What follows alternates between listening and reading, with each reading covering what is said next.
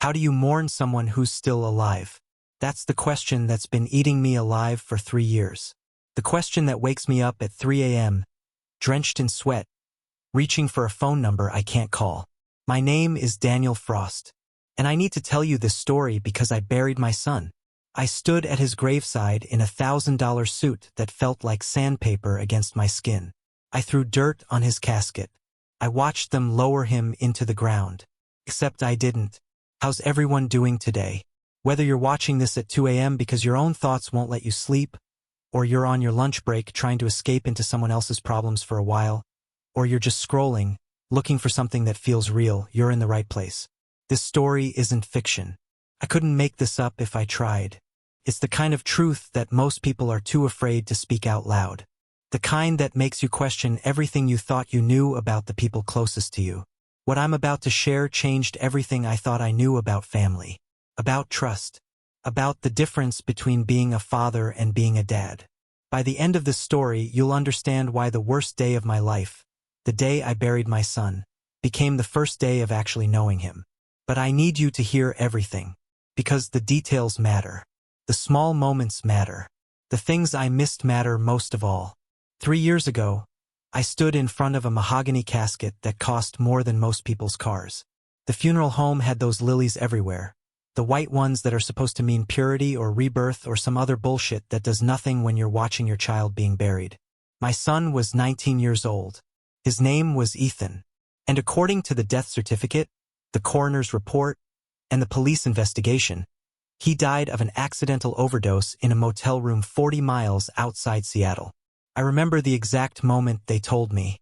I was in my office, corner suite, 30th floor, view of Elliott Bay that I'd spent 15 years climbing corporate ladders to earn. My assistant Patricia knocked. She never knocked.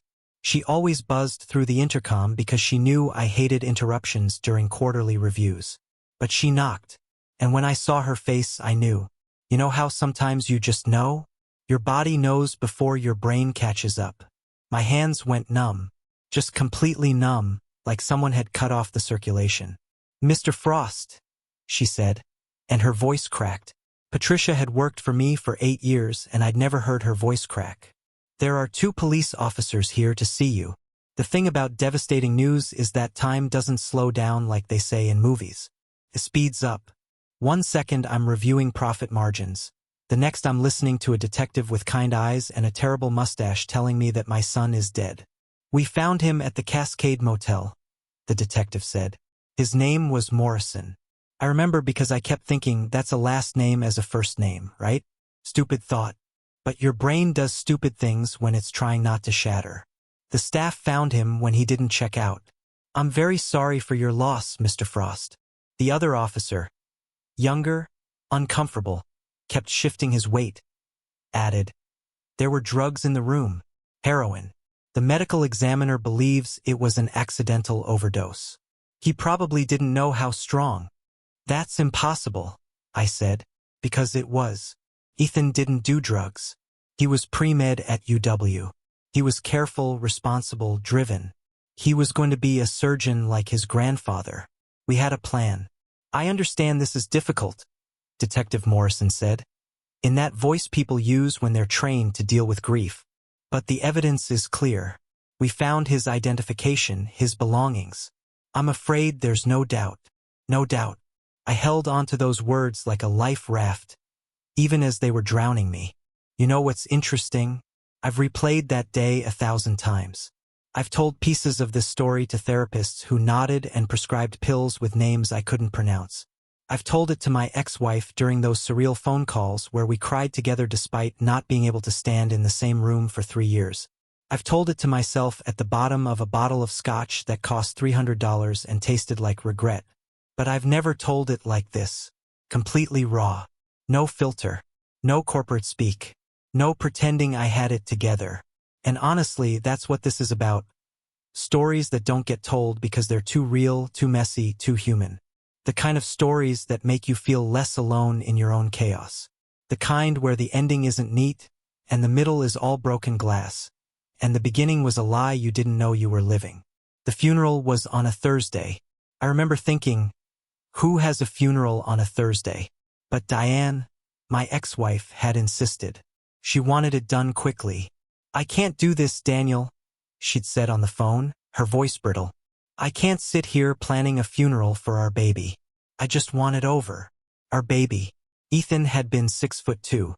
He had my jawline and his mother's eyes, this specific shade of green that looked like sea glass. When he was little, he used to fall asleep with his hand wrapped around my thumb. I'd sit there in the nursery, my back killing me in that uncomfortable rocking chair, and I wouldn't move because I didn't want to wake him. When did I stop sitting with him? The church was full. I didn't recognize half the people. That bothered me more than it should have. My son had a whole life full of people I'd never met. Friends from college. A girlfriend I'd heard about but never been introduced to. Professors who came up to me during the viewing and told me what a brilliant student he'd been, what promise he'd shown. He was going to change the world, one of them said. An older man with wire-rimmed glasses and a cardigan. He had such compassion, such insight. I thanked him. I thanked everyone. I shook hands until my palm was raw. I accepted condolences that meant nothing because what do you say? Sorry your kid died doing drugs in a shitty motel? There's no Hallmark card for that. My brother James stood next to me during the service. We weren't close, hadn't been since our father died and the will reading turned into a war zone. But he showed up. Stood there in a wrinkled suit that he'd probably owned since college, and when I started to lose it during the eulogy, when my voice broke on the word son, he grabbed my elbow. Didn't say anything, just held on. Sometimes that's all you can do. The eulogy. God, the eulogy. I'd written it on hotel stationery the night before. I couldn't stay in my house, too many memories. Every room had Ethan in it. His baby photos on the mantle. His high school graduation picture in the hallway. The acceptance letter from UW Medical School that I'd had framed, hanging in my office like a trophy. So I stayed at the Fairmont.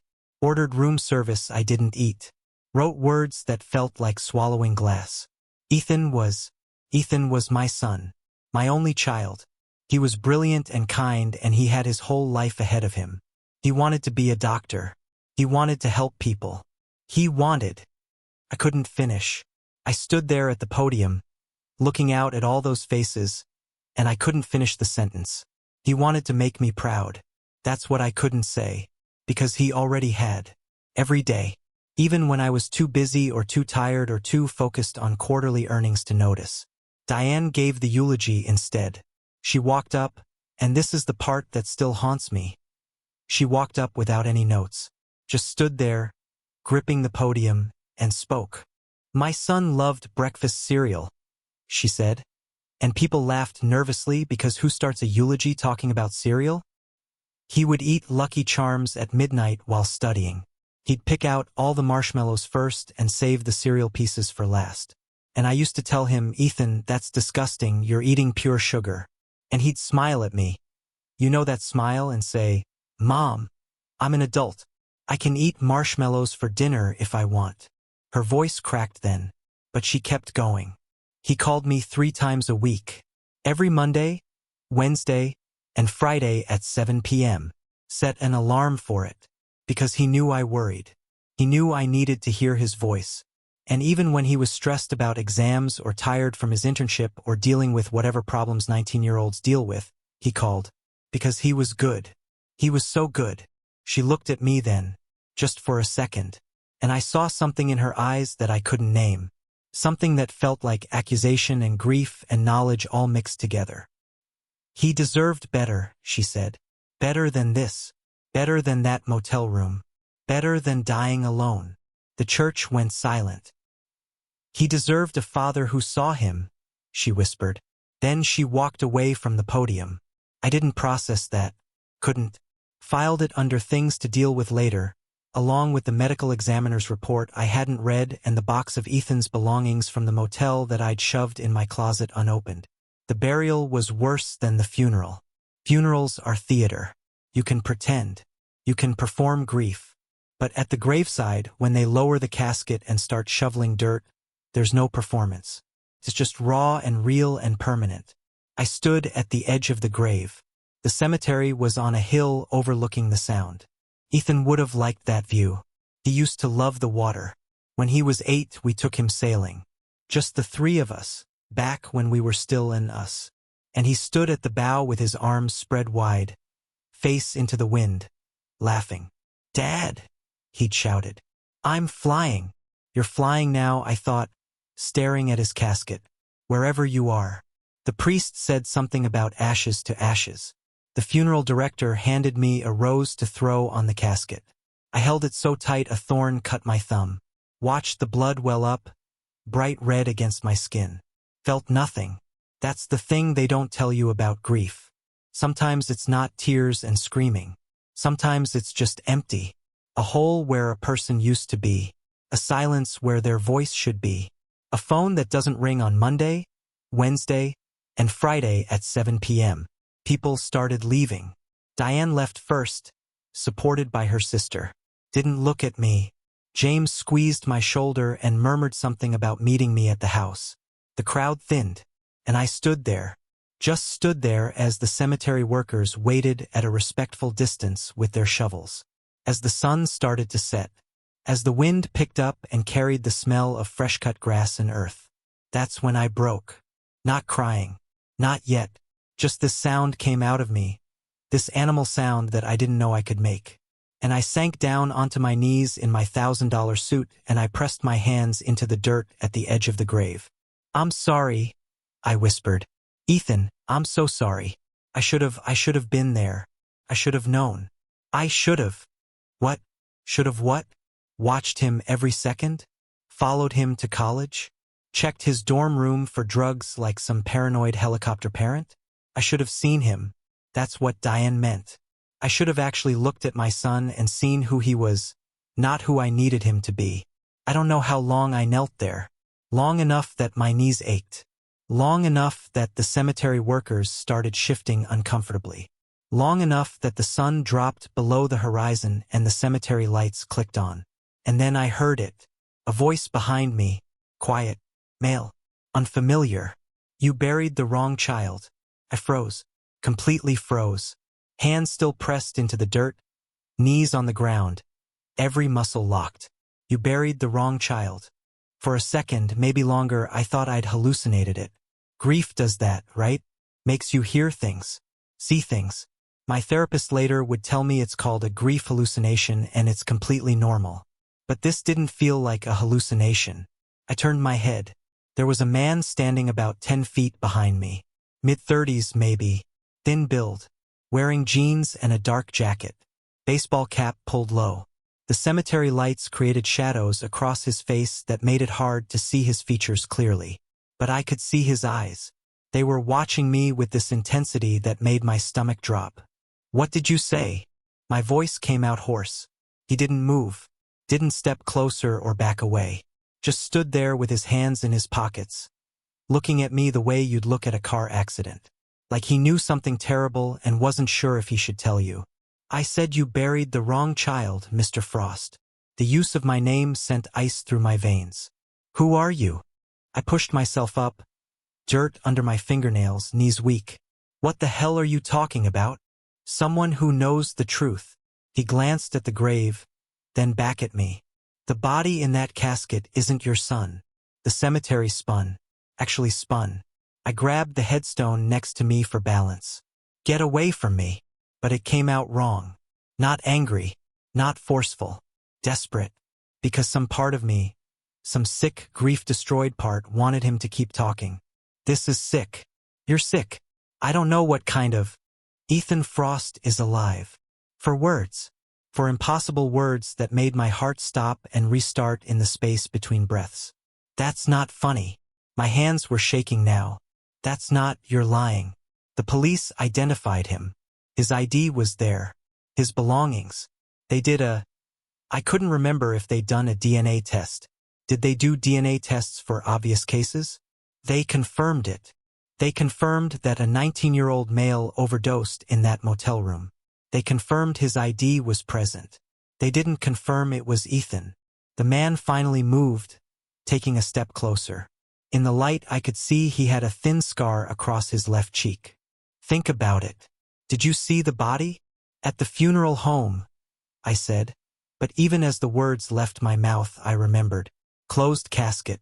Diane had insisted. The funeral director said. He said the condition wasn't viewable. Right? Another step closer. Convenient. Stop. I held up a hand, and I realized I was crying now. Hot tears that felt like they were burning tracks down my face. Just stop. Why are you doing this? Because your son is in danger. Because the body you just buried belonged to a kid named Tyler Chin. 19. Homeless. Disappeared from a shelter in Tacoma 3 weeks ago. And because someone went through a lot of trouble to make you think your son is dead. Tyler Chin. The name meant nothing. Should it mean something? I don't understand. I wasn't sure if I was still standing or if my knees had given out again. Everything felt floaty, disconnected. Why would someone? That doesn't make any sense. Why would anyone? That's what I'm trying to figure out. The man reached into his jacket and I tensed, but he just pulled out a phone. A few taps and he held it out to me. This was taken 4 days ago. Seattle. Pike Place Market. I didn't want to look. Wanted to walk away, go to my car, drive to the hotel, take one of those pills that made me sleep without dreaming. But I looked. The photo was grainy, taken from a distance. A crowd of people at the market, the famous fish-throwing stalls in the background. And there, partially obscured by a woman with a stroller, was a young man in a green jacket. Tall, dark hair. The angle was wrong to see his face clearly, but the way he stood, the slope of his shoulders, the way his left hand was shoved in his pocket while his right held a phone. No. The word came out broken. No, that could be anyone. Could be. The man took the phone back. But it's not. That's Ethan. How do I know you didn't just Photoshop? You don't. He pocketed the phone. But you're going to find out. Because you're not the kind of man who can let this go. You're going to pick at this thread until either it unravels or you do. He was right. I hated that he was right. Who are you? I asked again. Someone with their own reasons for wanting the truth. He pulled a card from his pocket. Plain white, just a phone number printed in black. No name. When you're ready to stop pretending that funeral satisfied something, call me. Don't call the police. Don't tell anyone. Just call. Why not the police? Because whoever did this has already fooled them once. He turned to leave, then paused. One more thing. Check your son's bank account. The one you set up for him for college expenses. Check what was withdrawn the day before he supposedly died. How do you know about? But he was walking away. Just walking across the cemetery like he hadn't just detonated a bomb in my chest. Wait! I stumbled after him a few steps, but he didn't turn around. Wait, you can't just... He disappeared into the darkness between the lights. And I stood there, alone with a fresh grave and a business card with a phone number and a terrible, impossible, devastating hope rising in my throat like bile. I didn't go to the house. Couldn't face James or the inevitable stream of people with their casseroles and sympathy. Couldn't look at Diane. Couldn't sit in rooms where Ethan's ghost would be in every corner. I drove to my office instead. At 9 p.m. on a Thursday, the building was nearly empty. Just the security guard in the lobby who nodded at me with that careful sympathy look I was already sick of seeing. My office felt foreign. The view of Elliott Bay that I'd worked so hard for looked flat. Meaningless. Just lights on water. Just a city that kept living while my son what? Was dead? Was alive? Was in danger? I sat at my desk and pulled up my banking app. My hands were still shaking. Took me 3 tries to enter the password. Ethan's account. The one I'd set up when he started at UW. Regular deposits. Tuition, rent, expenses. I reviewed it monthly during our check-ins that had become less and less frequent. Last time I'd looked was 3 months ago? 4? When was the last time I'd actually talked to Ethan about more than logistics? About more than grades and medical school applications and networking opportunities? I scrolled to his recent transactions. Regular stuff. Coffee shops. The university bookstore. A payment to something called Sound Records. That was new. $247 to REI. Groceries.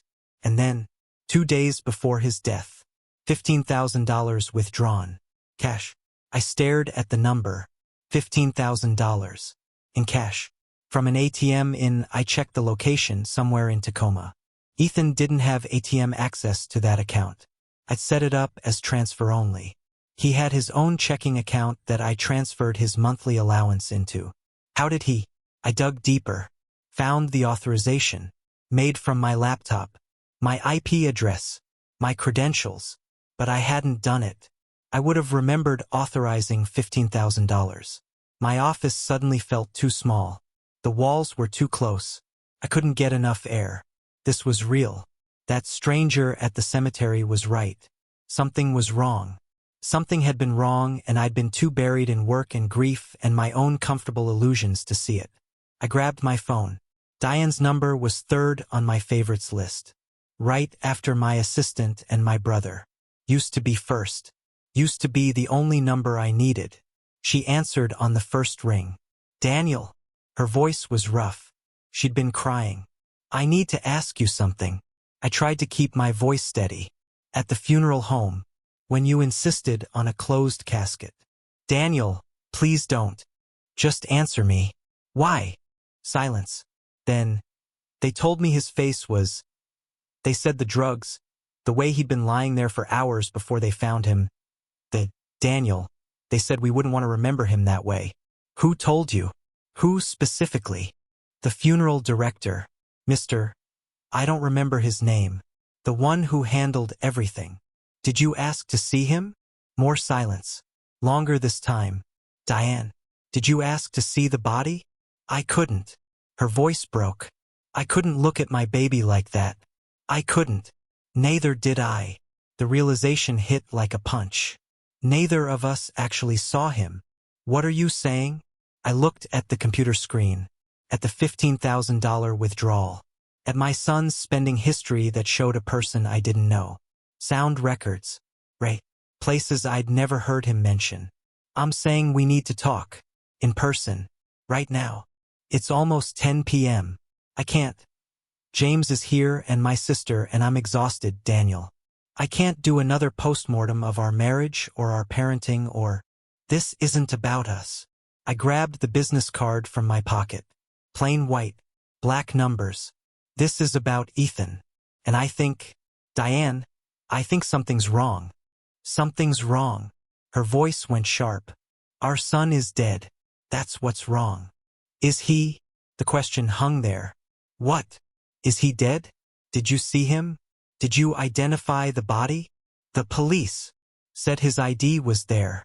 But did they run DNA? Did they confirm anything beyond his wallet being in that room?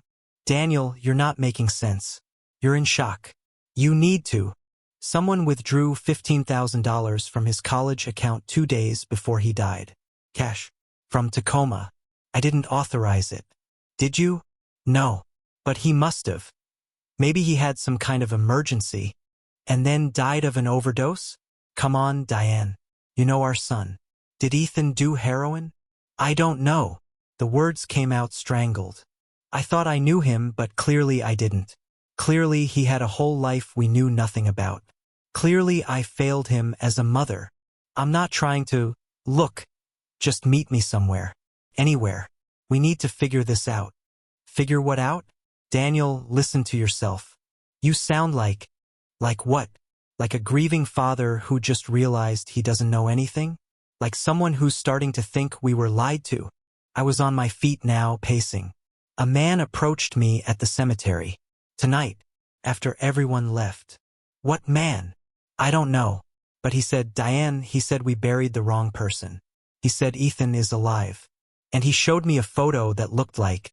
Stop. Her voice went hard. Cold. A tone I recognized from our divorce proceedings. I'm going to say this once. Our son is dead. We buried him today. And if you can't accept that, if you need to invent some conspiracy to avoid grieving, then that's your problem. But don't drag me into it. Diane. I'm hanging up now. Please don't call me again unless you're ready to face reality. The line went dead. I stood there with the phone against my ear, listening to empty air. She was right. I sounded insane, paranoid, desperate. But that withdrawal, that closed casket, That photo of a young man at Pike Place Market who stood exactly like my son. I looked at the business card again. Then I dialed. He answered before the first ring finished. Took you less than 2 hours. Faster than I expected. Who are you? Name's Lucas. That's all you need to know for now. Why should I trust you? You shouldn't. Trust gets people killed. Papers rustling in the background. But you're going to anyway because you know I'm right. You've already checked the bank account, haven't you? Found the withdrawal. How did you? Because I've been tracking this for 6 weeks. Ever since Tyler Chin disappeared and Ethan Frost dropped off the map on the same day. Why? What's your stake in this? Tyler was my nephew. His voice went flat. And I'm going to find out who killed him. Even if that means helping a millionaire find his son. My throat closed up. I'm sorry. About your nephew. Save it. Sorry doesn't bring him back. A pause. But finding out why he died in a motel room with Ethan Frost's ID might give me something I can use. So we help each other. What do you need from me? Access. Money. Connections. All the things I don't have and you do. More rustling. Meet me tomorrow. 10 a.m. There's a diner in Georgetown. Angelo's. Back booth. I'll be there. Come alone. Tell no one. And Mr. Frost. His voice went harder. If you're working with whoever did this, if this is some kind of trap, I'll disappear and you'll never see me again. Your only chance of finding your son is with me. Remember that. He hung up. I stood in my office with the city lights glittering below and the impossible weight of hope and horror pressing down on my chest. My son might be alive. My son might be in danger. My son might be somewhere out there, needing me, while I stood at a stranger's grave and threw roses and thought it was over. I opened my laptop and started searching. Tyler Chin. Tacoma. Missing persons. Found nothing in the news. Nothing official. But on a Facebook page for a local shelter, there was a post from 3 weeks ago. Tyler hasn't been seen since May 3rd. If anyone has information, please contact us. He's vulnerable and we're very worried. Below it, a photo. A young man, 19. Asian features. Dark hair. Thin build. Looked nothing like Ethan. So why was he buried in my son's grave? I didn't sleep that night. Sat in my hotel room with my laptop open and coffee going cold on the desk and a growing sense of horror as I pieced together what little I could find. Tyler Chin, 19. Ward of the state since he was 14. Bounced between foster homes and group facilities. Aged out of the system at 18. Last known address. New Horizons shelter in Tacoma. No family listed except an uncle. Lucas, presumably. According to sparse social media presence, Tyler had been trying to get his GED. Had posted hopeful things about getting his life together. About wanting to make something of himself. Last post, April 28th. Big opportunity coming. Finally catching a break. 5 days before Ethan's supposed death. 5 days before my son stopped answering my texts. I thought he was busy with exams. Thought he was stressed about medical school applications. Thought wrong things because thinking them was easier than reaching out. Then calling instead of texting. Then being a father instead of a financial support system. At 4 a.m., I finally opened the box from the motel. Ethan's belongings. I'd shoved it in my closet when it was delivered. Unable to look. Now I pulled it out and set it on the bed. Standard cardboard box. Sealed with tape. Evidence label on the side. Cleared by Seattle PD. I broke the seal. Inside a wallet. Keys. A phone. Dead. Screen cracked. Clothes. A backpack. I went through the wallet first. Ethan's driver's license. His student ID. His debit card. $43 in cash. The photo old, creased. The three of us at his 8th birthday party. Ethan with frosting on his nose. Grinning. Diane and me with our arms around each other. Still a unit. Before I chose my career over my family. Before she chose divorce over my promises to change. Before we both chose separate lives and split custody and civil emails over what we'd built together. I set the photo aside with hands that wouldn't stop shaking. The phone. I plugged it in. Waited. Nothing. Tried different chargers. Still nothing. The backpack held textbooks. Anatomy. Chemistry. A notebook full of what looked like class notes in Ethan's handwriting, small, precise, the way he'd written since middle school. And at the bottom, folded inside a biology textbook, a piece of paper. Yellow legal pad paper. Something written in Ethan's handwriting. But not notes. Dad, if you're reading this, something went wrong. I can't explain everything in a letter, but I need you to know I didn't have a choice. They said they'd hurt Mom. They showed me photos of her at the grocery store, at her office, in her apartment. They knew her schedule. They knew everything. I had to disappear. Had to make it look real. And I'm sorry. I'm so sorry you have to grieve for me when I'm not really gone. But I couldn't risk them finding out you knew. Couldn't risk them using you to get to me. The money was for Tyler. He needed it. They promised it was just a swap, his ID for mine, temporary until things cooled down. They said he'd be safe. I don't think he was safe. I don't think I am either. If something happens, if I don't make it out of this, you need to know. This wasn't about drugs. This was never about drugs.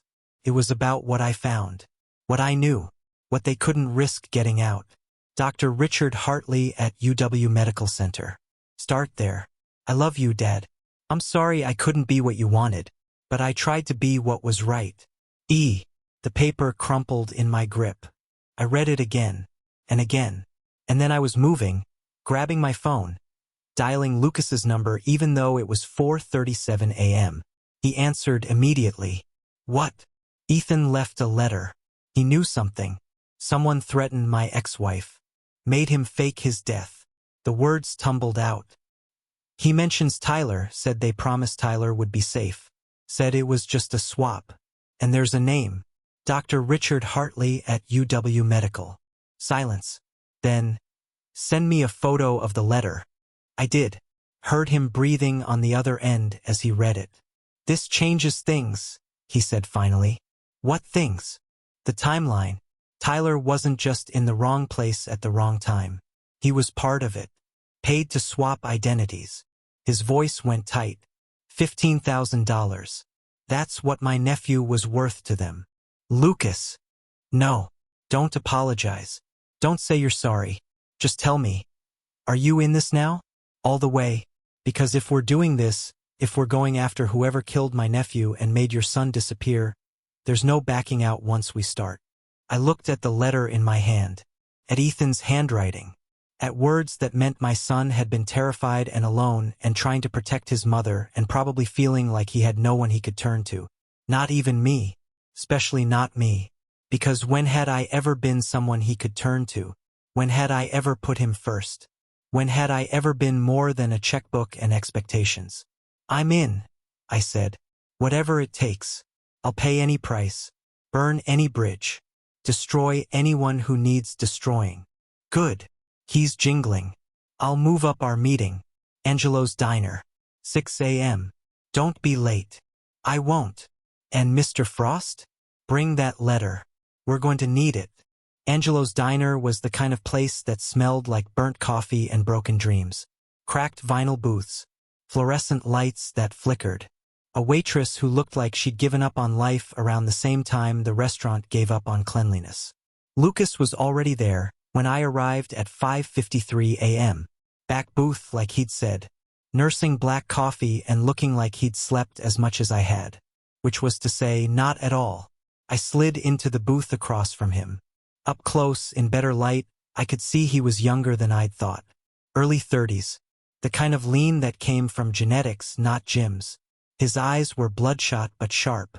Calculating. You look like hell, he said. Thanks. You're not winning any beauty contests either. I pulled out the letter, slid it across the table.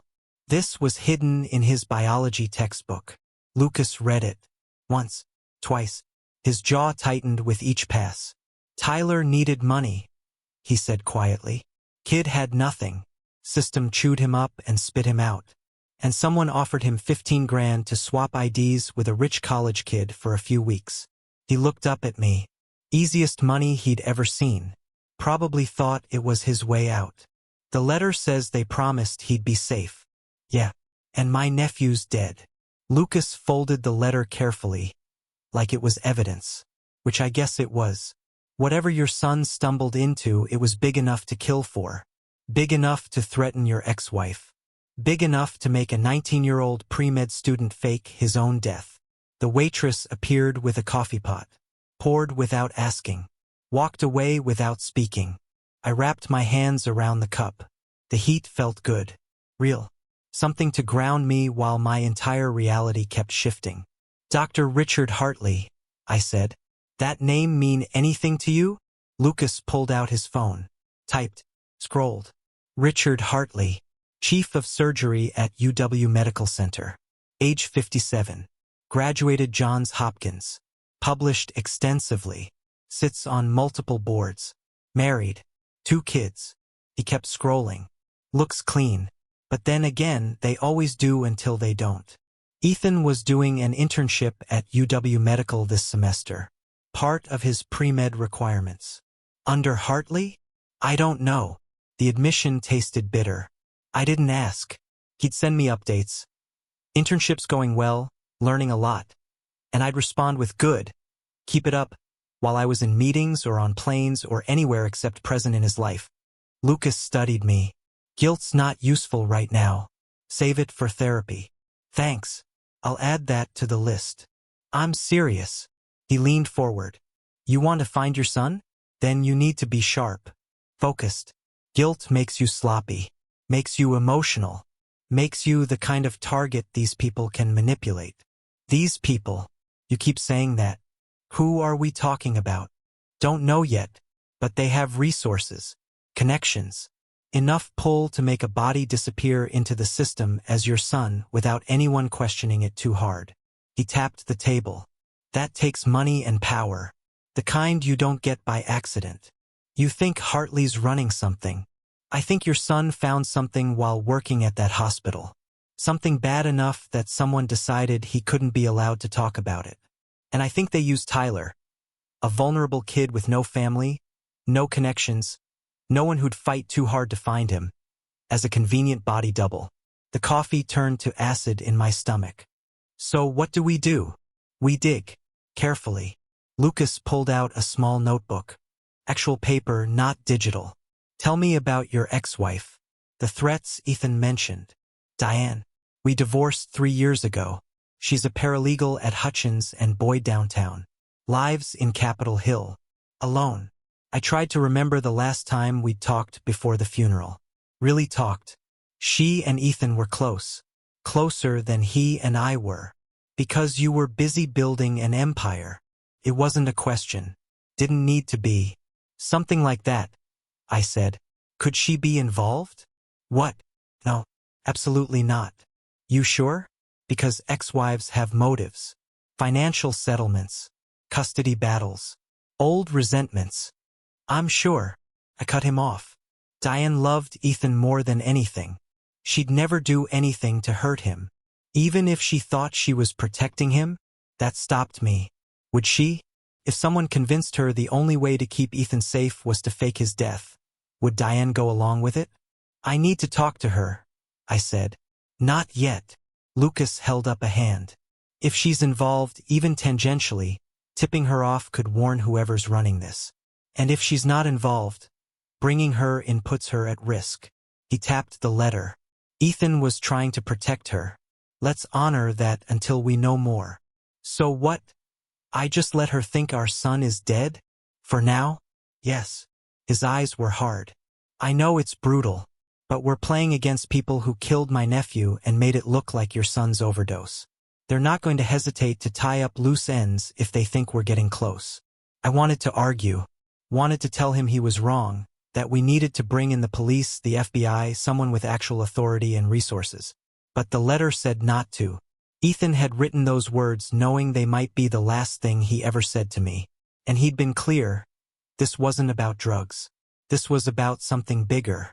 Something that required disappearing to survive. Fine, I said. Where do we start? Lucas smiled. It wasn't a nice smile. With Dr. Hartley. But not directly. We need to know what your son was working on. What he saw. What made him dangerous. How do we find that out without alerting Hartley? We talk to the other interns, the other students. Find out who Ethan was friends with, who he talked to, what projects he was involved in. Lucas pulled out a pen, started writing. Your job?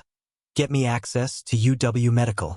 I need visitor credentials, reason to be there, and cover story. Can you do that? I'm on the board of trustees for the university. I can arrange a tour.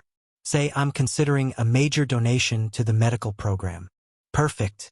Arrogant rich guy wants his name on a building. That'll play. He kept writing. We go tomorrow. You asked to see the internship program, meet the students, understand where your money would go. I'm your assistant, taking notes, evaluating. And while we're there, we find out what Ethan found, and we figure out who wanted him dead for it. The waitress returned with plates of eggs and toast I hadn't ordered. Set them down. Left. Lucas grabbed his fork. Eat. You're going to need your strength. I looked at the food. My stomach churned. I'm not hungry. Wasn't a suggestion. You pass out or fall apart. You're no use to me or your son. He took a bite. This is going to get worse before it gets better. Might get a lot worse. So eat. Sleep when you can. Stay sharp. Because the only thing keeping your son alive right now is that they think you believe he's dead. I picked up my fork. He was right. About all of it. I went home for the first time since the funeral. My house in Laurelhurst. For bedrooms. View of Lake Washington. Professionally decorated. Professionally maintained. Professional everything because I'd been too busy being professional to actually live in it. James was still there. Asleep on the couch, empty beer bottles on the coffee table. I left him. Went upstairs to Ethan's room. I kept it exactly as it was from his last visit home. Spring break 2 months ago. He'd stayed for 3 days. We'd had dinner twice, once at home, once at his favorite Thai place. Talked about his classes, his internship, his plans, surface things, safe things, things that let me pretend I knew my son while actually knowing nothing about him at all. His room was neat. Ethan had always been neat. Bed made with hospital corners. Books organized on the shelf by subject, then alphabetically. Desk clear except for a lamp and a framed photo of him and Diane from his high school graduation. I wasn't in the photo. I'd been in Tokyo that week. Important meeting. Couldn't reschedule. I promised to make it up to him. Added it to the list of promises I'd never kept. I sat on his bed. Ran my hands over the comforter. Tried to remember the last time I'd been in this room while he was in it. The last time we'd talked about something real. Something that mattered. Came up empty. What kind of father doesn't know his son? The kind who measures success in quarterly earnings and square footage and job titles. The kind who thinks providing for someone is the same as being there for them. The kind who loses his marriage because he's married to his work and loses his son because by the time he notices, there's nothing left to hold on to. My phone buzzed. Text from Lucas. Arranged for 2 p.m. tomorrow. Tour of medical center. Be ready. I texted back. I will be. Then I lay back on Ethan's bed and stared at his ceiling. At the glow-in-the-dark stars we'd put up there when he was 7. He'd wanted to be an astronaut that year. We'd spent a whole Saturday arranging them in actual constellations. Orion, Big Dipper, Cassiopeia. Dad, he'd said, standing on his desk chair while I held his waist so he wouldn't fall. When I'm an astronaut, I'll name a star after you. Yeah, I'd laughed. What'll you call it? The Daddy Star. So everyone knows it's yours. I'd hugged him then, lifted him down and hugged him so tight he'd squeaked. You're going to do amazing things, buddy. I know it. He'd believed me, and I'd believed it too. Just never imagined those amazing things would include finding something so dangerous that he'd have to fake his death to survive. Never imagined I'd fail him so completely that he couldn't even turn to me when he needed help. The stars glowed faintly in the afternoon light coming through the windows. Somewhere out there, my son was alive. Scared. Alone. Probably thinking no one was looking for him because everyone thought he was dead.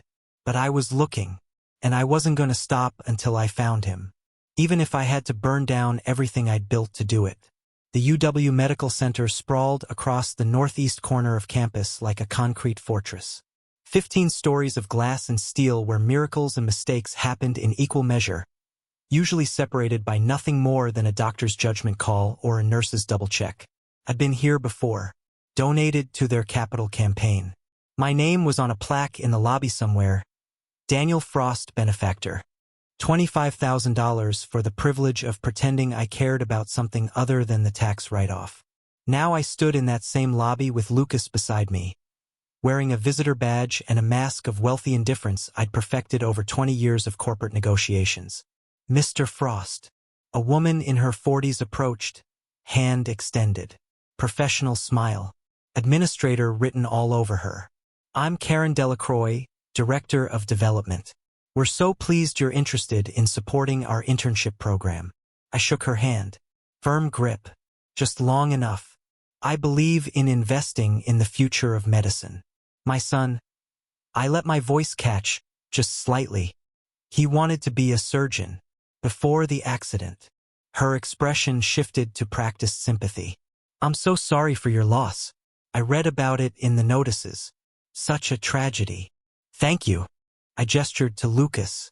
This is Michael Torres, my executive assistant. He'll be evaluating the program's structure and sustainability.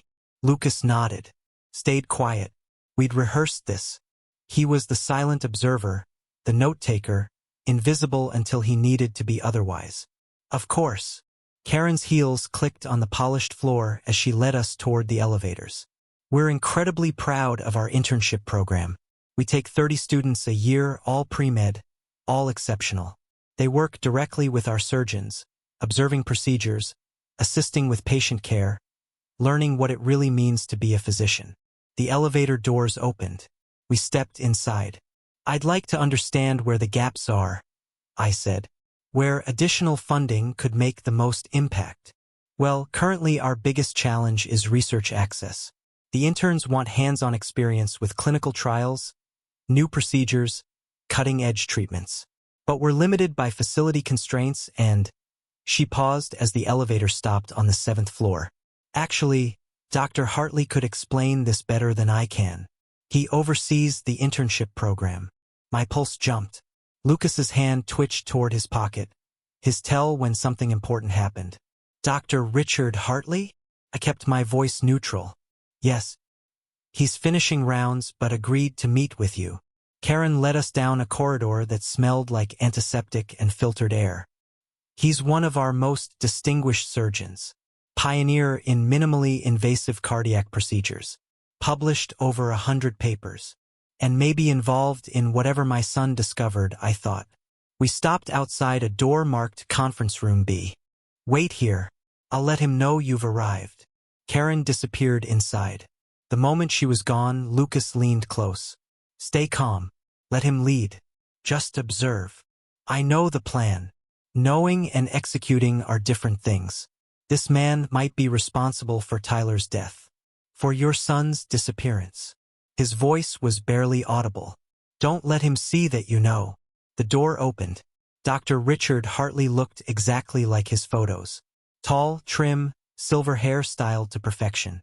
White coat crisp. Stethoscope draped around his neck like jewelry.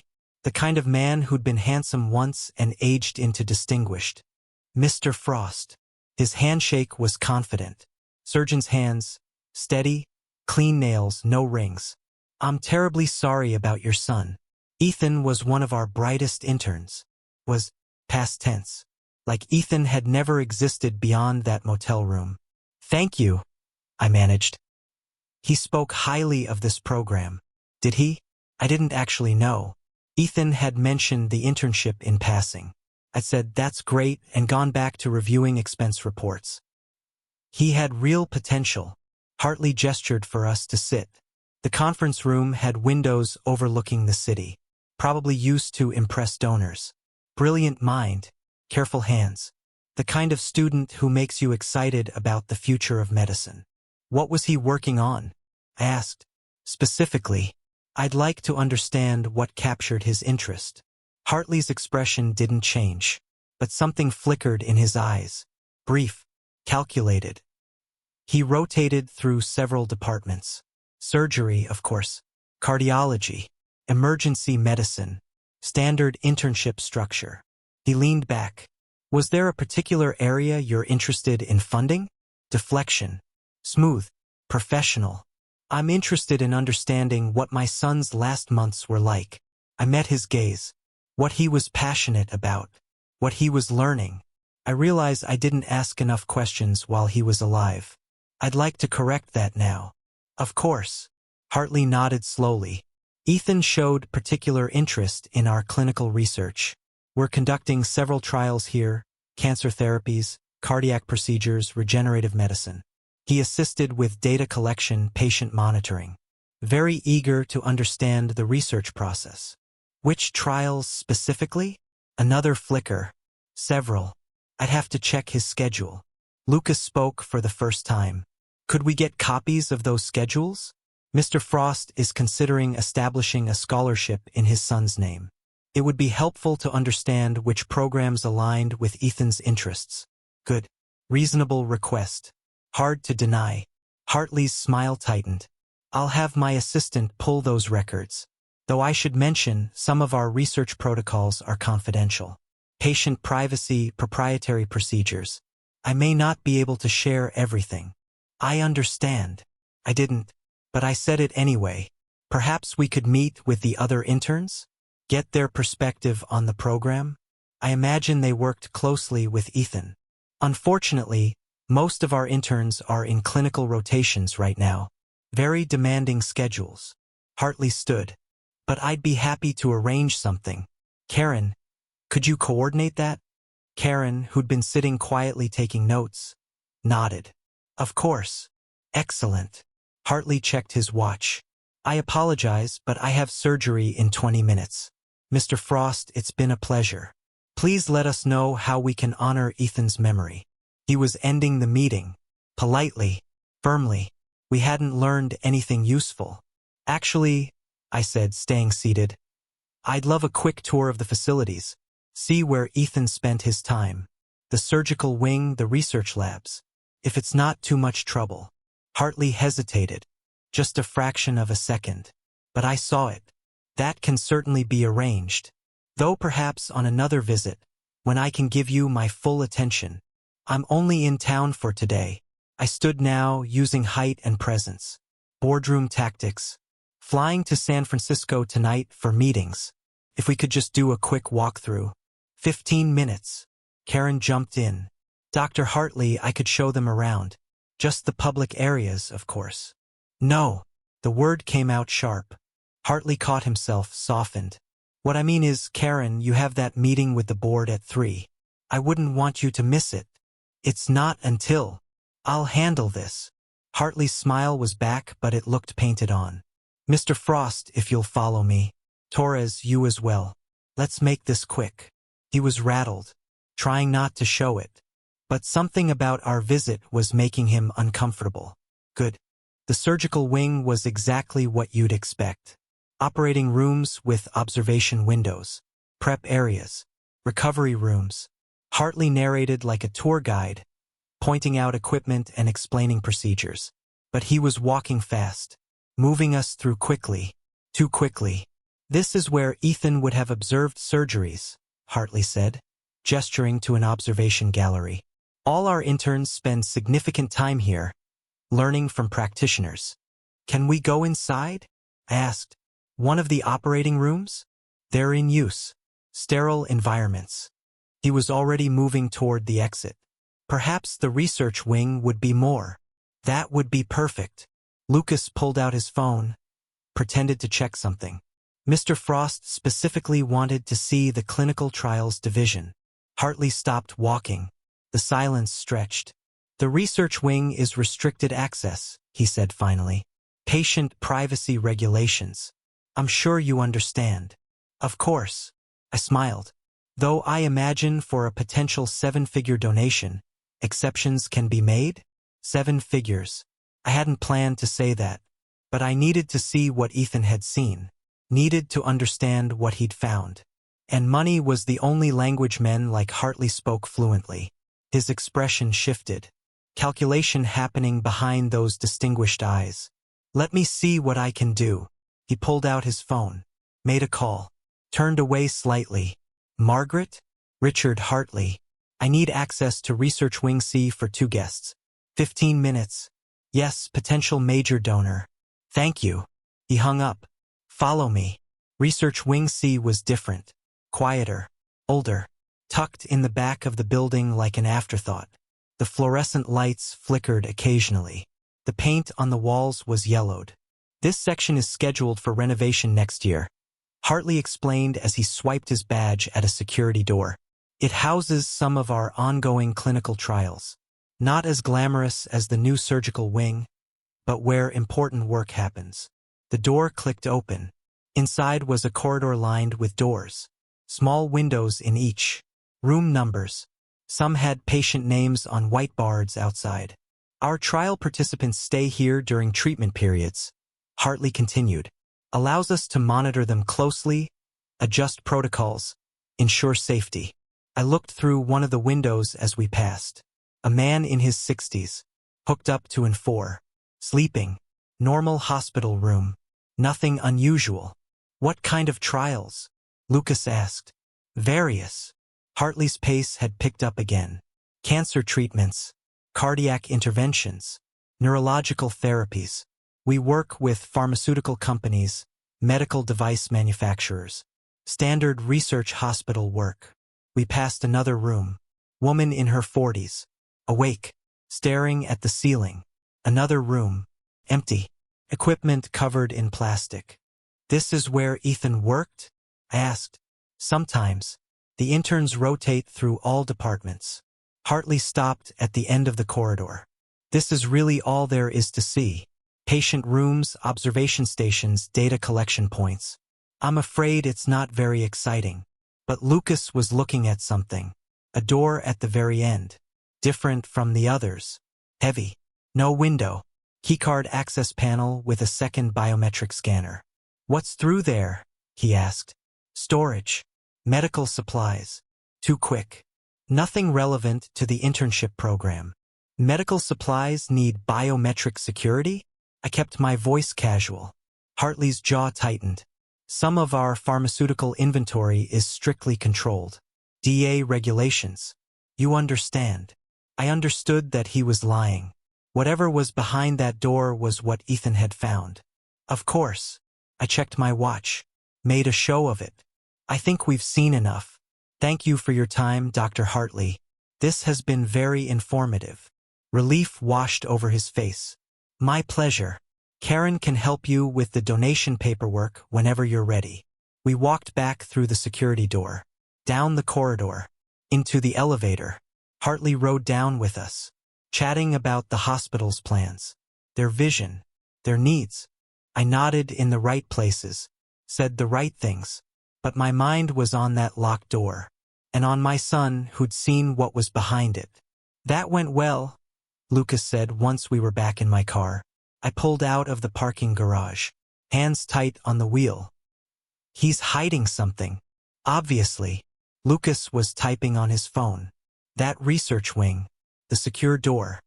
He practically threw us out when I asked about it. So what now? Now we find out what's behind that door. He looked up. But not directly. We need someone on the inside. Someone who can access that wing without raising alarms. One of the other interns. Exactly. He pulled up something on his phone. I cross-referenced the internship program roster with social media. Found 3 interns who posted pictures with Ethan. Friends, or at least friendly. He showed me 3 faces. 2 women, 1 man. All young. All smiling in group photos taken in the hospital cafeteria or outside the medical center. This one. Lucas tapped the photo of one of the women. Maya Patel. Posted the most about Ethan. Lots of study sessions, coffee runs, inside jokes. They were close. Think she'll talk to us? She'll talk to you. Grieving father wants to understand his son's last days? That's sympathetic. That's safe. He sent himself the photos. I'll find her schedule. We approach her off campus. Casual, unthreatening. My phone buzzed. Text from an unknown number. Stop asking questions. Your son is dead. Accept it and move on. This is your only warning. I showed it to Lucas. His expression went dark. They're watching. Probably tracked us at the hospital. Good. I deleted the text. Let them watch. Let them know I'm not backing down. That's stupid. That gets people killed. My son is already supposed to be dead. What more can they do? I pulled onto the freeway. Besides, if they're threatening me, it means we're close to something. Means Hartley called someone the second we left. Or it means they're tying up loose ends and you just painted a target on your back. Lucas leaned back. We need to be smarter. More careful. I don't have time for careful. Every day that passes is another day Ethan is out there alone and scared. And every move we make without thinking it through is another way we get him killed for real. Lucas's voice went hard. I want justice for Tyler. But not at the cost of getting your son murdered because his father couldn't control himself. That hit like a slap. He was right. I was emotional. Reckless. Exactly what he'd warned me against. Fine. I forced myself to breathe. We're smart. We're careful. What's the plan? We find Maya Patel. We talk to her. We find out what Ethan was investigating. He pulled up an address on his phone. And we do it somewhere public. Somewhere safe. Somewhere they can't disappear her like they did Tyler. Maya Patel lived in a studio apartment in the U District. Student housing. The kind of place where you could hear your neighbors' entire lives through paper-thin walls. We waited across the street in my car. Watched the building entrance. She gets off her shift at 7, Lucas said, checking his phone. Should be here soon. How do you know her schedule? Hospital intern rotations are posted online. Not hard to find if you know where to look. He glanced at me. You sure you're ready for this? We only get one shot. If she gets spooked, she'll go straight to Hartley. I'm ready. Then remember, you're a grieving father, not an investigator, not a threat, just a dad who wants to understand. Let her trust you. Let her feel safe. At 7:14, a young woman rounded the corner. Early 20s. Dark hair pulled back. Scrubs under a jacket. Backpack slung over one shoulder. She looked exhausted. That's her, Lucas confirmed. We got out of the car. I timed it so I'd reach the building entrance just as she did. Excuse me, I said, gentle, non-threatening. Are you Maya Patel? She stopped, tensed. Who's asking? My name is Daniel Frost, Ethan's father. Her expression crumbled. Oh my God, Mr. Frost. I'm so sorry. I wanted to come to the funeral, but I had a shift and I couldn't. She was crying now, just like that. I'm so sorry about Ethan. He was my friend. I know. I kept my voice soft. I saw pictures of you two together. That's actually why I'm here. I was hoping you could talk to me about him. About his time at the hospital. I realize I didn't know him as well as I should have. She wiped her eyes. I don't know what I could tell you that you don't already. Please. I let my own pain show. Didn't have to fake it. I'm trying to understand who my son was, what he cared about, what he was working on. And I think something was bothering him before he died. Something at the hospital. If you know anything at all, I'd be grateful. Maya looked between me and Lucas, uncertainty in her eyes. This is Michael, I said. My assistant. He's just here for support. I don't know if I should. She trailed off. Dr. Hartley told us not to talk about the intern's work. Patient privacy and all that. I'm not asking about patients. I'm asking about my son. I paused. Please. Just 20 minutes. There's a coffee shop around the corner. My treat. She hesitated. Looked at her building. At her phone. At me. 20 minutes, she said finally. But I have to be careful. I need this internship. I can't afford to lose it. You won't. I hoped that was true. I promise. The coffee shop was exactly what you'd expect near campus. Students with laptops. Indie music. Overpriced lattes. We sat at a corner table, away from others. Maya wrapped her hands around her cup like she was cold despite the warmth inside. Ethan was brilliant, she said. Like scary smart. He'd see a patient's chart and just understand things the rest of us had to look up. Dr. Hartley loved him. Called him a natural. They worked closely together? Yeah. Ethan was basically Hartley's shadow the last month. Special assignment, he said. Something about a research protocol. She sipped her coffee. He got really intense about it. Started spending extra hours in the research wing. Coming in on weekends. Did he say what he was researching? No. And I asked. We all did. But he'd just say it was confidential. Important. Maya's eyes filled again. But something changed about 3 weeks before he died. He got quiet. Stressed. I asked if he was okay and he said he was fine but he wasn't. I could tell. 3 weeks. Right around when Tylerchin disappeared. Did he seem scared?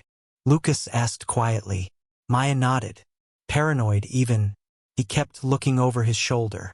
Started using his phone less. One time I saw him in the parking lot and he was arguing with someone on the phone. Really arguing. I'd never seen him like that. Did you hear what he said? Just pieces. Something about, I can't do this and they'll find out and I need more time. She looked at me. Mr. Frost, I think Ethan was in some kind of trouble. I think maybe the drugs, the overdose. Maybe it wasn't accidental. My chest tightened. What do you mean? I mean, Ethan didn't do drugs. Ever. I know everyone says that about people, but I'm serious. He was pre-med, paranoid about his health. Wouldn't even take aspirin without reading all the side effects 3 times. She leaned forward. So when I heard he died of an overdose, I didn't believe it.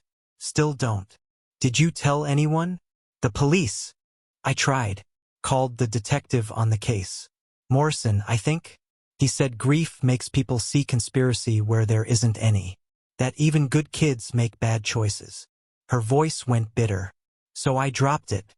What else could I do? You can tell me what he was researching, I said. Whatever it was, I think it got him killed. And I think the people responsible are still out there. Maya paled. You think someone murdered him? I think my son found something he wasn't supposed to find. Something worth killing to keep quiet. I pulled out my phone, showed her the threatening text. And I think they're still trying to keep it quiet. She stared at the text. Her hand shook. I could lose my internship, she whispered. I could lose everything. Or you could help me find out what really happened to your friend. I put the phone away. Maya, I'm not asking you to do anything dangerous. Just tell me what you know. Point me in the right direction. That's all. She was quiet for a long time, staring into her coffee like it held answers. The research wing, she said finally. Wing C. That's where Ethan spent most of his time the last month. There's a secure area back section. Only Hartley and a few senior researchers have access. What's in there? I don't know. But Ethan told me once when he'd been drinking we went out after a shift just to decompress. He said he'd seen something. Patient files. Treatment protocols. Something that didn't make sense. Lucas leaned forward. What didn't make sense? He wouldn't say. Just kept saying, they're not supposed to do that, and people could die. Maya looked up. And then he apologized. Said he shouldn't have said anything. Made me promise not to repeat it. But you're telling us now. Because Ethan's dead. And if there's even a chance it wasn't an accident, if someone hurt him. She wiped her eyes again. He was my friend. He deserves justice. Can you get us access to that wing? I asked. To the secure area? Are you insane? I'd be fired. Arrested. They have cameras, security. Not access for us. Just information. Lucas pulled out his phone. You're already authorized to be in that wing, right? As an intern. During my rotations, yeah. But I can't just take pictures. He showed her his phone. When you're in there for legitimate work, take pictures of anything unusual. Patient charts, treatment logs, medication schedules. Anything that might explain what Ethan found. That's illegal. That's a massive HIPAA violation. So is murder, I said. Maya, I understand this is asking a lot, But my son risked everything to expose something wrong happening in that hospital. And it got him killed. If we don't find out what it was, whoever's responsible walks free. And maybe kills again. She closed her eyes. I need to think about it. We don't have time. I said I need to think about it. She stood up. I'm sorry, Mr. Frost. I really am. But this is my career. My future. I can't just throw it away. She grabbed her backpack. Walked out. Lucas and I sat in silence. That went well, he said finally. She'll come through. You don't know that. She loved Ethan. Cared about him. She'll do the right thing. I hoped that was true. Hoped that Ethan had meant enough to her that she'd risk something. My phone buzzed again. Another text from the unknown number. Last warning. Walk away or join your son in the ground. I showed Lucas. They're escalating, he said. Good. Means we're close. I stood. Come on. We need to. My phone rang. Maya's number. She'd only given it to me 20 minutes ago. I answered. Maya. I'll do it. Her voice was shaking. I'll get you the files. But I need something in return. Name it. Protection. When this blows up, and it will, I need to know I'm not going to be destroyed by it. Can you promise me that? I have lawyers, money, resources. I'll make sure you're protected. She was quiet for a moment. Then, I have a rotation in Wing C tomorrow night, 11 p.m. to 7 a.m. Overnight monitoring. I'll take pictures of everything I can access. Thank you. Don't thank me yet. If I get caught, we're all screwed. She hung up. Lucas looked at me. 24 hours. That's how long we have before this either breaks open or explodes in our faces. Then we better be ready for both. 24 hours feels like nothing when you're waiting for answers that could change everything. I spent that night in my hotel room. Couldn't go home again. Couldn't face Ethan's empty bedroom or James's well-meaning concern or the silence that screamed at me from every corner. Lucas stayed nearby. Different hotel. Said it was safer if we weren't obviously together. Said a lot of things about operational security that I only half heard because my brain wouldn't stop spinning. What had Ethan found? What was worth killing Tyler Chun for? What was worth threatening me over? I kept coming back to the letter. It was about what I found. What I knew. What they couldn't risk getting out. Medical research. Clinical trials. Dr. Hartley's locked door. People could die, Maya had said Ethan told her. People. Plural. Not might die. Could die. Like it was already happening. At 3 a.m. I gave up on sleep. Opened my laptop. Started digging into everything I could find about UW Medical Center's clinical trials. Public information only. The stuff they wanted people to see. Press releases about breakthrough treatments. Patient testimonials. Success stories. All perfect. All sanitized. All useless. I tried searching for Dr. Richard Hartley specifically. Found his impressive CV. His published papers, dense medical jargon I barely understood. His interviews about the future of cardiac surgery. Nothing helpful. Nothing that screamed, this man is covering up something worth murdering for. But then again, the worst evil never does. My phone buzzed at 4:17 a.m. Text from Lucas. Can't sleep either? I called him. He answered immediately. Tell me we're doing the right thing, I said. We're not. His voice was rough with exhaustion. The right thing would have been going to the FBI the second you got that letter. But we're doing the necessary thing. There's a difference. What if Maya gets caught? Then we have bigger problems than her career. Papers rustling. I've been thinking about the timeline. Tyler disappeared May 3rd. Your son stopped responding to your texts May 4th. The body, Tyler's body, was found May 12th in that motel with Ethan's ID. 8 days. I tried to picture it. 8 days of whatever nightmare my son was living through. What happened in those 8 days? Ethan was hiding, setting things up, giving Tyler the ID, the money, probably trying to figure out his next move. Lucas paused. Tyler was supposed to lay low, just exist as Ethan Frost for a little while, long enough for whoever was after your son to think they had the wrong target. But they killed him anyway. Yeah, which means either Tyler screwed up, Or they knew all along it wasn't really Ethan. Another pause. Or they killed him to send a message. The third option made my stomach turn. Message to who? To your son. To show him they were serious. That they could still hurt people he cared about. Lucas's voice went harder. Tyler was bait. Living bait that got sacrificed once it served its purpose. Jesus. Welcome to the kind of people we're dealing with. They don't hesitate. They don't have lines they won't cross. And they've already proven they'll kill to protect whatever secret is behind that locked door. I stared at the ceiling. Watched shadows from the window shift as cars passed on the street below. I should have been there for him, I said. Should have been someone Ethan could come to when he was in trouble. Guilt later. Focus now. But Lucas's tone softened slightly. For what it's worth, your son was trying to protect you. The letter said as much. Maybe he didn't come to you because he loved you. Not because he didn't trust you. That should have been comforting. It wasn't. Maya texted at 10:47 p.m. Going in. Wish me luck. I texted back. Be careful. Thank you. Lucas was with me now. We'd met at a bar near the hospital. Public, safe, with good sightlines to every entrance. Sat nursing drinks neither of us wanted while we watched the clock. 11 p.m. came and went. 11:30. Midnight. Every minute felt like an hour. She's fine, Lucas said. Overnight shift means she has plenty of time. She's being thorough. Or she got caught.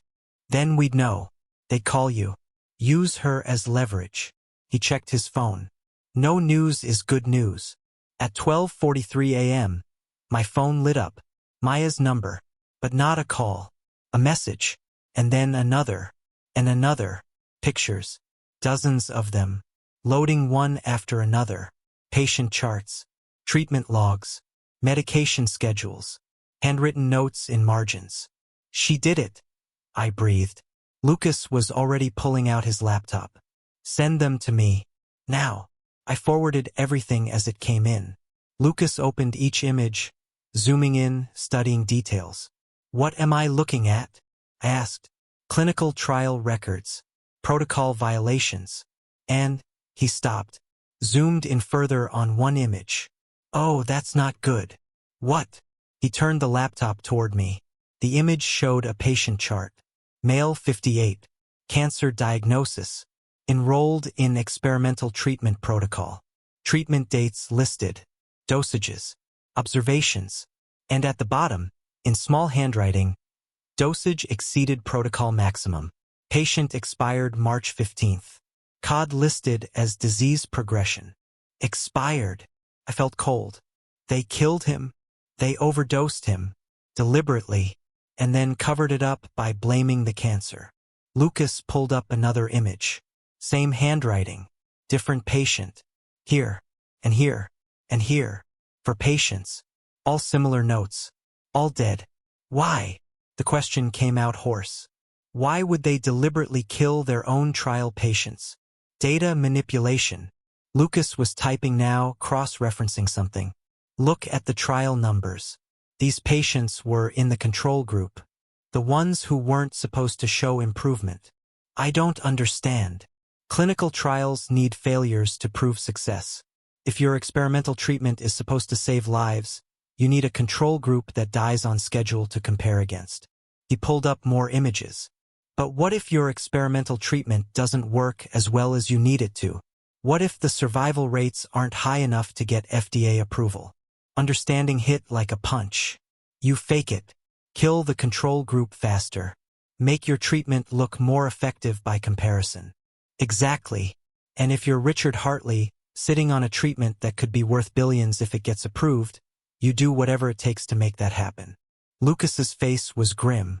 Including murder. My hands were shaking. Ethan found this. This is what he discovered. And they couldn't let him expose it. Couldn't let him destroy years of work and billions in potential profit. He kept scrolling through images. Maya got us everything. Patient names, dates, dosage records, notes. This is evidence of systematic medical murder. We have to go to the police. Right now. Not yet. Lucas held up a hand. We need to be smart. This involves UW medical, probably pharmaceutical companies, maybe even FDA officials. We go to local police, it gets buried or we get buried with it. Then who? FBI, maybe DOJ. But we need insurance first. He started copying files. I'm going to make multiple backups. Send copies to secure locations. Set up deadman switches so if anything happens to us, this gets released anyway. How long will that take? Few hours. Then my phone rang. Maya's number. I answered. Maya? Are you okay? Silence. Heavy breathing. Then a man's voice. Mr. Frost. You should have taken the warning. Ice flooded my veins. Who is this? Someone who's very disappointed in you. And in Ms. Patel. A pause. She's here with me now. Alive. For the moment. Don't hurt her. Whatever you want. What I want is for you to stop digging into things that don't concern you. But since you can't seem to do that, we're going to have a different conversation. The voice was calm, professional, terrifying. You have something that belongs to Dr. Hartley. Pictures, files, evidence that was stolen. I don't know what you're. Don't insult my intelligence. Ms. Patel already admitted what she did. Very cooperative once we explained the consequences of not cooperating. A sound in the background. Maya crying. You're going to delete every image she sent you. Every copy. Every backup. And then you're going to forget this whole unfortunate episode. And if I don't? Then Ms. Patel joins your son. Accidental overdose. Tragic. So much pressure on these medical students. Such a shame when they turn to drugs to cope. My vision tunneled. You son of a. You have 1 hour. Delete everything. Then come to the hospital. Parking garage. Level 3. Alone. Bring your phone so I can verify the files are gone. Do this and Ms. Patel lives. She gets to finish her internship. Become a doctor. Have a life. A pause. Don't do this. And you get to bury another young person who trusted you. The line went dead. I stared at Lucas. They have Maya. I heard. He was already moving. Packing up his laptop. Parking garage. Classic. Controlled environment. Limited witnesses. Easy cleanup. What do we do? Not what they expect. He pulled out his phone. We're not deleting anything. And you're not going alone. They said. They're lying. The second they verify the files are gone, they kill both of you. Maybe make it look like a murder-suicide. Grieving father snaps, kills in turn, kills himself. Neat. Tidy. Lucas was dialing. We need backup. Real backup. People with guns and authority. You said not to trust the police. I said not to trust local police with corruption cases. This is different. This is kidnapping and immediate danger. He spoke into the phone. Detective Morrison? This is Lucas Chen. Tyler Chen's uncle. We need to talk. Right now. Detective Morrison met us at a 24-hour diner 3 blocks from the hospital. He looked like we'd woken him, which we had, but his eyes were sharp. You have about 5 minutes to convince me this isn't a grief-induced breakdown, he said, sliding into the booth. Lucas slid his laptop across. Then watch this, and read fast. Morrison pulled up the images. His expression shifted as he scrolled. Confusion, shock, anger. Where did you get these? Intern at UW Medical. Maya Patel. She's been kidnapped. They're holding her in the parking garage and demanding we delete these files. I checked my watch. We have 40 minutes. This is evidence of... Morrison kept scrolling. This is murder. Multiple counts. How long has this been going on? Months. Maybe years. Lucas pulled up more files. Dr. Richard Hartley is running clinical trials with pharmaceutical companies. When the results don't match projections, he manipulates data by killing control group patients. Makes his experimental treatments look more effective. Gets FDA approval. Makes billions. And your son found out, Morrison said, looking at me. My son isn't dead. I pulled out Ethan's letter. Set it on the table. Tyler Chun, Lucas's nephew, was killed and his body was identified as my son. Ethan is still alive. Hiding. Because they threatened his mother. Morrison read the letter. Read it again. His jaw tightened. Why didn't you bring this to me immediately? Because the first time Lucas tried to report Tyler's disappearance, he was dismissed. Because corruption like this doesn't happen without inside help. Because we didn't know who to trust. I leaned forward. But Maya Patel is going to die if we don't do something in the next 38 minutes. So are we going to argue about procedure or are we going to save her? Morrison stood. I'm calling this in. SWAT, FBI, everyone. This is way above my pay grade. No time, Lucas said. By the time they mobilize, Maya's dead and whoever's holding her is gone. Then what do you suggest? I go in as planned. But you're watching. Recording. Ready to move if things go south. I grabbed my phone. They want to verify the files are deleted. I show them a phone with nothing on it. Buy time. And when they realize you're stalling, then you come in with everything you've got. I met his eyes. Morrison, these people killed your suspect. Killed Tyler Chun and made it look like my son's overdose to close your case. They made you complicit in covering up a murder. Don't you want to fix that? His expression darkened. Yeah, I really do. The parking garage was exactly as threatening as it sounded at 1 a.m. Concrete and shadows. Fluorescent lights that flickered. Cars scattered across multiple levels. Echo of my footsteps bouncing off walls. I walked to level 3. Alone. Phone in hand, Lucas's burner phone. Nothing on it but the factory settings. Morrison was somewhere outside with backup. Lucas was monitoring from a van 2 blocks away, and I was walking into a trap with nothing but rage and desperation. Mr. Frost. The voice came from behind a concrete pillar. You're punctual. I appreciate that. A man stepped out. 40s. Average height. Forgettable face. The kind of person who'd blend into any crowd.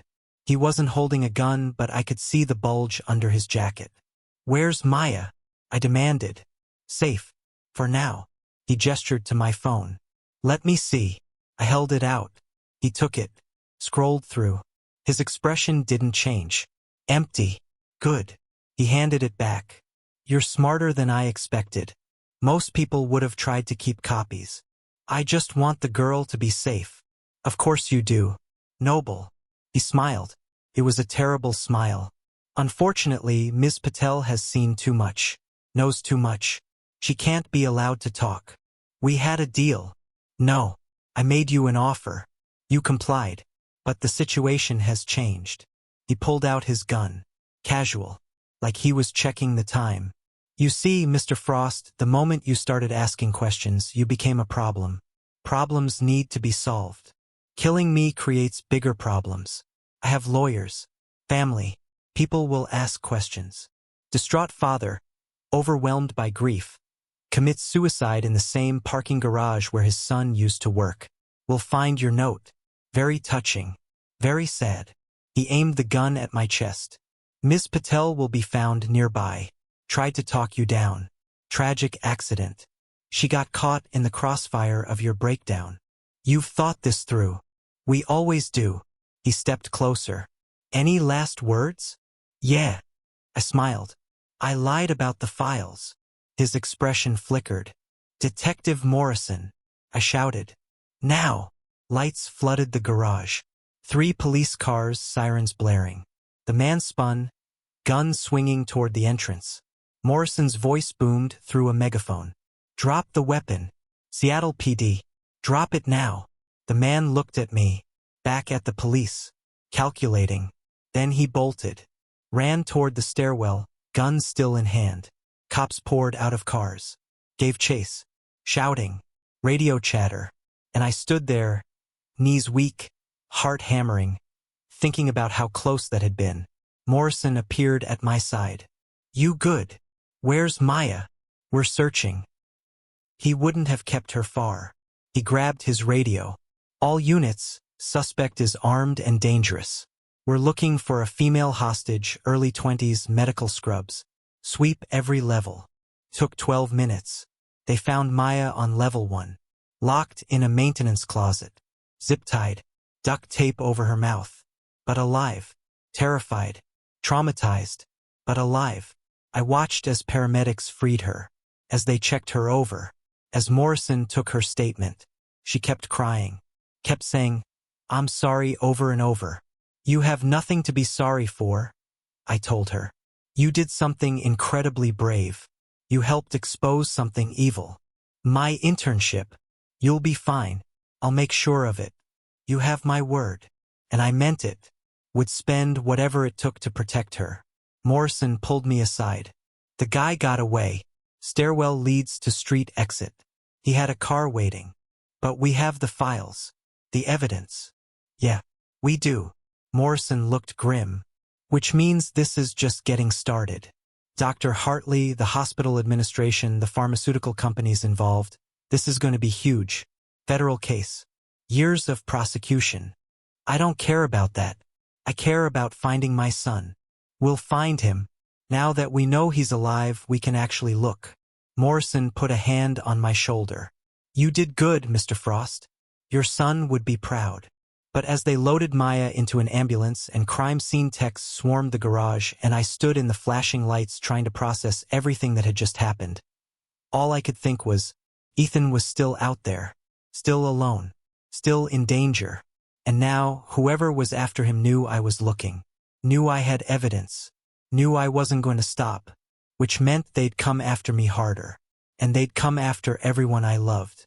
They arrested Dr. Richard Hartley at 3:47 a.m.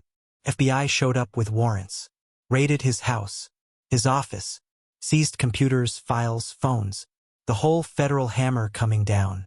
I watched from Lucas's van as they walked him out in handcuffs. His distinguished silver hair was messed up. No white coat, just pajamas and a bathrobe. Looking old and small and human. Looking nothing like a man who'd orchestrated multiple murders. "Think he'll talk?" Lucas asked. "Eventually. They always do when faced with decades in prison." Morrison was with us watching the arrest. "But getting him to give up your son's location? That's going to be harder." "Why?" "Because Ethan is his insurance policy. Only leverage he has. He gives that up, he has nothing to bargain with." Morrison turned to me. "Which means we need to find your son before Hartley's lawyers figure out they can use him as a negotiating chip." My phone buzzed. Unknown number. Different from the threatening texts. I answered. "Hello, Dad." The world stopped. Ethan's voice. Older than I remembered. Rougher, but unmistakably his. "Ethan." Couldn't breathe. "Where are you? Are you okay?" "I saw the news. About Hartley's arrest. About the files." He was talking fast. Scared. "Dad, you need to stop. You need to back off right now." "What?" "No. We're going to find you. Bring you home. You're safe now." "I'm not safe. None of us are safe." Background noise. Traffic. He was outside somewhere. Hartley isn't the top. He's just middle management. The people actually running this, they're bigger, connected, and they're not going to let this come out. Let them try. I have evidence. FBI involvement. Morrison is right here. Morrison can't protect you from these people. Nobody can. His voice cracked. "Dad, I made a mistake. I thought if I exposed what Hartley was doing, it would stop. But it's so much bigger than one doctor at one hospital. Then tell me everything. Let me help you." Silence. Just breathing and traffic sounds. I found patient files that didn't make sense. Control group patients dying way faster than they should. So I dug deeper. Found the dosage records.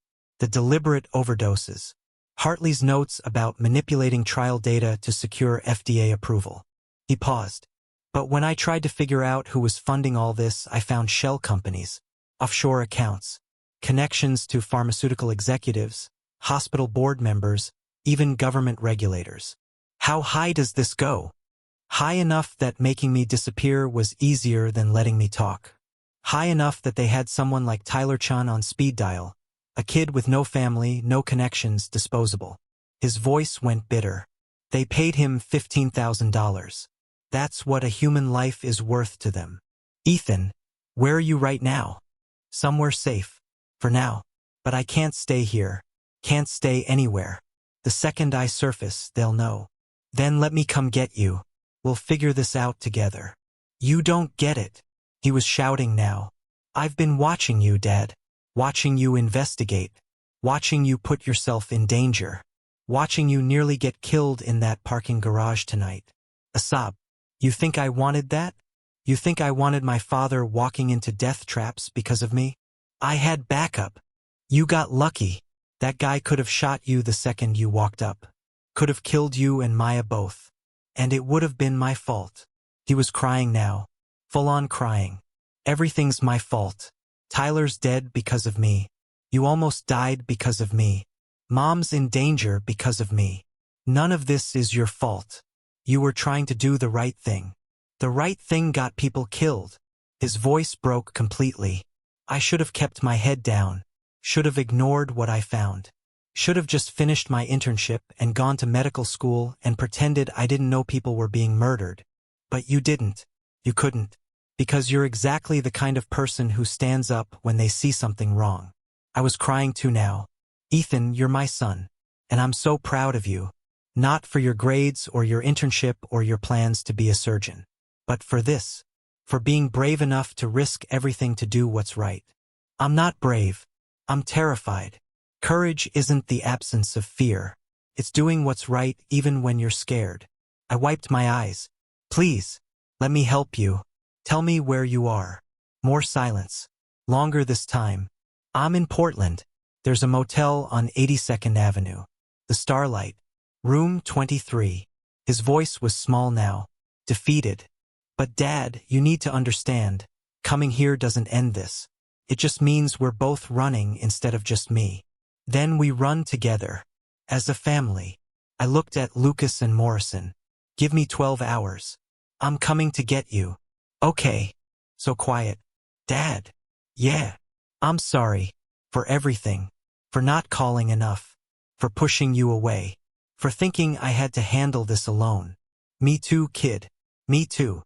He hung up. I sat there with the phone against my ear. Tears streaming down my face. Everything I'd been holding back for 3 years finally breaking free. My son was alive. My son needed me. And for the first time in his life, I was going to actually be there for him. We left for Portland at dawn. Morrison wanted to send a tactical team. Lucas wanted to scout first, make sure it wasn't a trap. I just wanted to get to my son before anyone else did. We compromised. Morrison arranged FBI coordination in Portland. Lucas drove, better at evasive maneuvers than me. I sat in the passenger seat, watching the sunrise over the Cascades and trying not to think about everything that could go wrong. You know this could still be a setup, Lucas said. Not unkindly, just realistic. I know. Someone could have forced him to make that call. Could be using him as bait. I know. We could be driving into an ambush. I know. I looked at him. But he's my son. And if there's even a chance he really needs me, I have to be there. Lucas nodded. Yeah, I get that. We drove in silence for a while. Oregon border. Then deeper into Oregon. Trees and mountains and gray sky promising rain. When we find Ethan, Lucas said carefully, and we figure out who's really behind this, what then? We destroy them. Just like that. Just like that. I meant it. They killed your nephew. Nearly killed Maya. Tried to kill me. Murdered patients in clinical trials. Made my son fake his death and live in hiding for 3 weeks. I stared out the window. Whatever it takes to bring them down, I'll do it. Spend every dollar I have. Use every connection. Burn every bridge. That's going to make you enemies. Good. Let them come. I turned to face him. I spent 20 years building a career. Building wealth. Building a reputation. And all of it was meaningless because I lost the only thing that actually mattered. My relationship with my son. So yeah, I'll burn it all down if it means keeping him safe. Without hesitation. Lucas smiled. Your son's lucky to have you. He shouldn't have to be lucky. I should have been there all along. The Starlight Motel looked exactly like the kind of place you stayed when you were hiding from people who wanted you dead. Peeling paint. Parking lot full of potholes. Neon sign with half the letters burnt out. The kind of place that rented rooms by the hour and didn't ask questions. We parked across the street. Watched for 15 minutes. Looking for anything suspicious. Any sign of surveillance or ambush. Looks clear, Lucas said. That's what worries me. Morrison had sent 2 plainclothes FBI agents as backup. They were positioned at both ends of the motel, ready to move if needed. Room 23 is ground floor. Far end. I checked my phone. No more messages from Ethan. Nothing since the call 7 hours ago. You ready? Lucas asked. No. But let's go anyway. We crossed the street. Lucas went first, hand near his concealed weapon. I followed. Heart hammering. Palms sweating. Room 23 had a faded door. Paint chipped around the number. I knocked. 3 times. Quiet. Ethan? It's Dad. Nothing. I knocked again. Louder. Ethan? The door opened. And there he was. My son. Thinner than I remembered. His hair longer. Dark circles under his eyes. Wearing clothes that looked slept in. But alive. Real. Standing right in front of me. Dad. His voice cracked. I grabbed him. Pulled him into a hug. Held on like I was afraid he'd disappear if I let go. And he held me back. Just as tight. Crying into my shoulder like he was 10 years old again and I just picked him up from a nightmare. I've got you, I whispered. I've got you. We stood like that for a long time. Just holding each other. Making up for 3 years of distance and 3 weeks of grief and 20 years of not being present enough. Finally, he pulled back. Wiped his eyes. I look like hell, right? You look perfect. I couldn't stop staring at him. Couldn't believe he was real. Are you hurt? Do you need medical attention? I'm fine. Just tired. And scared. He noticed Lucas. Who's this? Lucas Chun. Tyler's uncle. Ethan's expression crumbled. I'm so sorry. Tyler didn't deserve. He was just trying to help me and they killed him for it. I know, Lucas said quietly. And we're going to make sure the people responsible pay for that. But right now, we need to get you somewhere safe. There is nowhere safe. Ethan stepped back into the room. We followed. It was exactly as depressing inside as outside. They have reach everywhere. Money, connections, resources. Then tell us who they are. Give us names. Let us build a case. I sat on the edge of the bed. Ethan, we already have evidence of Hartley's involvement. The patient files. The dosage records. But if this goes higher, we need to know who else is involved. He ran his hands through his hair. Paste. The pharmaceutical company is called Apex Biosolutions. They're funding Hartley's trials. When I traced the money, I found connections to board members at 3 other hospitals. All running similar trials. All with suspiciously good results. How many patients? Lucas asked. I don't know. Dozens? Maybe hundreds across all the sites. Ethan's voice shook. They're systematically murdering people to fake clinical trial success. To get FDA approval for treatments that don't work as well as they claim. Because once those treatments hit the market, they're worth billions. And the FDA? Morrison had mentioned possible government involvement.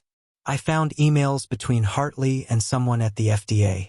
Someone reviewing the trial applications. Suggesting ways to structure the data. Red flagging concerns that needed to be addressed. He pulled out a laptop from under the bed. I have copies. Encrypted. Hidden. Can you access them now? He opened the laptop. Typed. A file directory appeared. Hundreds of documents. Emails. Financial records. Patient files. Meeting minutes. Photographs. Recordings. This is everything, Ethan said. Everything I found. Everything they wanted buried with me. I stared at the screen. This wasn't just evidence of a crime. This was evidence of a conspiracy. A systematic operation across multiple institutions, multiple states, involving doctors and executives and government officials. This is bigger than we thought, Lucas said. That's what I tried to tell you. Ethan closed the laptop. Hartley's arrest is going to spook them. They're going to clean house, destroy evidence, disappear witnesses. Then we move faster. I stood. We take this to the FBI. Full cooperation. Witness protection for you. Use everything you have to build an airtight case. And what about Mom? Ethan asked. They threatened her, Dad. Showed me pictures of her. Her schedule. Where she lives. How easy it would be to, he stopped. Couldn't say it. Your mother is safe. Morrison has officers watching her building. And we're going to. My phone rang. Diane. I answered. Diane, everything's okay. I'm with Ethan right now. He's alive. He's safe. Daniel. Her voice was wrong. Tight with terror.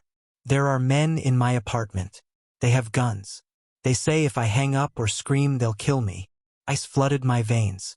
Put them on. A different voice came on. Male. Calm. Professional. The same voice from the parking garage. Hello again, Mr. Frost. Surprised. Let her go. She has nothing to do with this. She has everything to do with this. She's your ex-wife. Mother of your son. Perfect leverage. Pause. Here's what's going to happen. You're going to deliver Ethan and every copy of his little evidence collection to an address I'm about to text you. You have 2 hours. If you're late, Ms. Frost dies. If you call the police, she dies. If you try anything clever, she dies.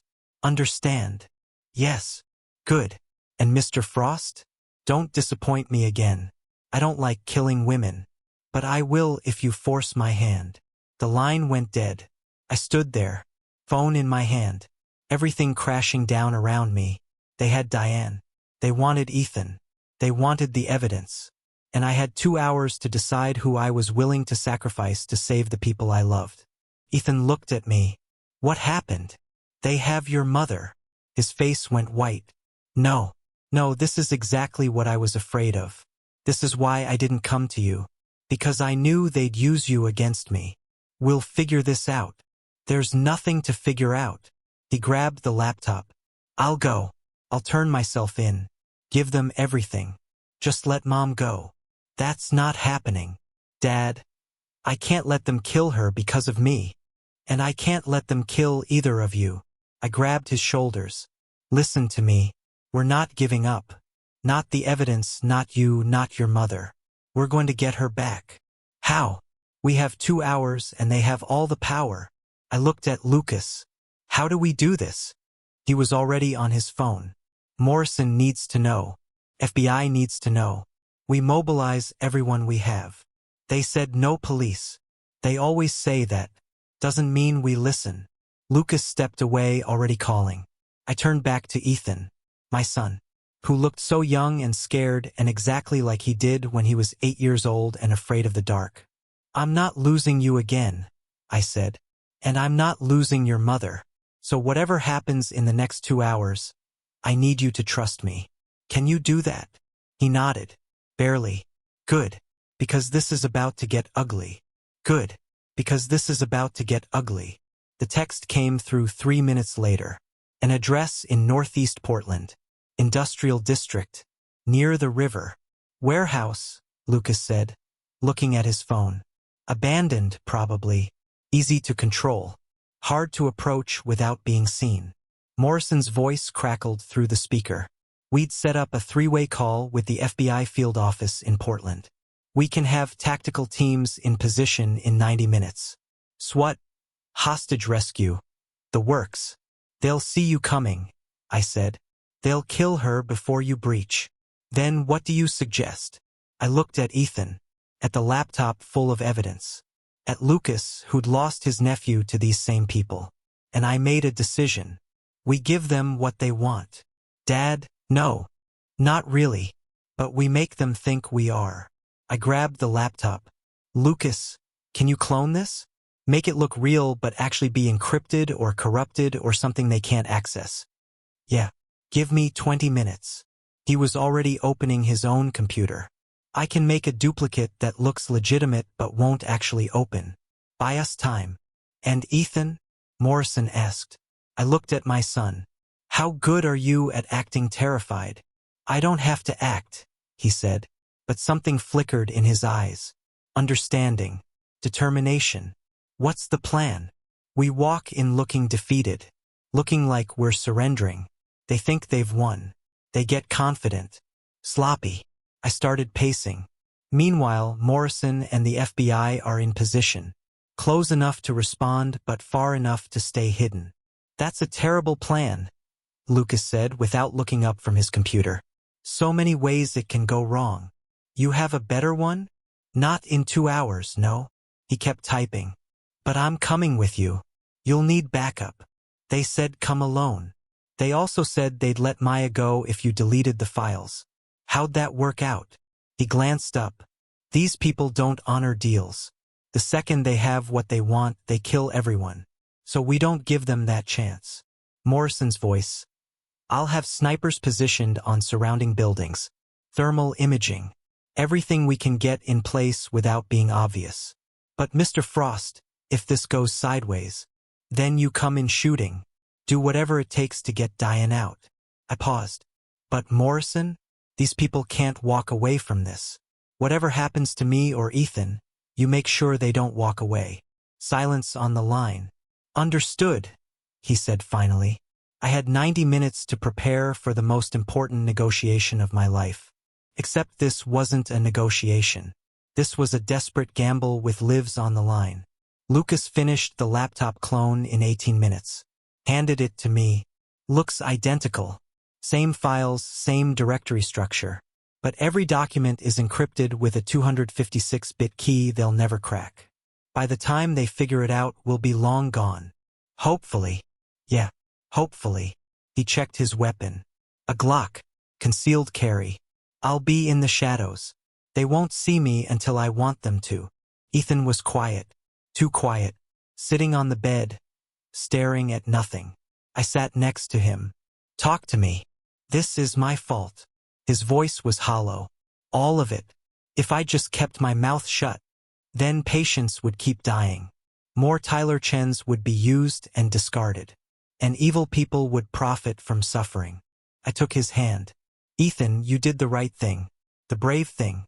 And yeah, it's messy and dangerous and terrifying. But that's what doing the right thing looks like sometimes. I thought I could handle it alone. Thought I was smart enough, careful enough. He looked at me. I was so stupid. You were 19 years old and trying to take on a massive conspiracy. That's not stupid. That's heroic. I squeezed his hand. But you're not alone anymore. You have me, Lucas, Morrison, the FBI, an entire system that's finally on your side. What if they kill Mom anyway? What if this plan fails and she dies because I... Stop. I made him look at me. Your mother is the strongest person I know. She survived our marriage, our divorce, single parenting, and still managed to raise an incredible son who cares about doing the right thing. She's going to survive this too. We're going to make sure of it. He nodded. Didn't look convinced, but trying to believe. Besides, I said, your mom would kill me if I let anything happen to you trying to save her. So we're saving both of you. No other option. That got a small smile. She would, wouldn't she? Absolutely. And she'd be right.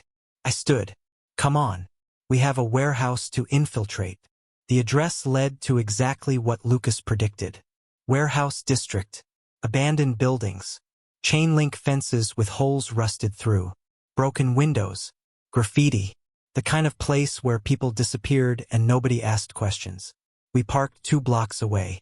Morrison had eyes on the building, thermal imaging showing 3 heat signatures inside.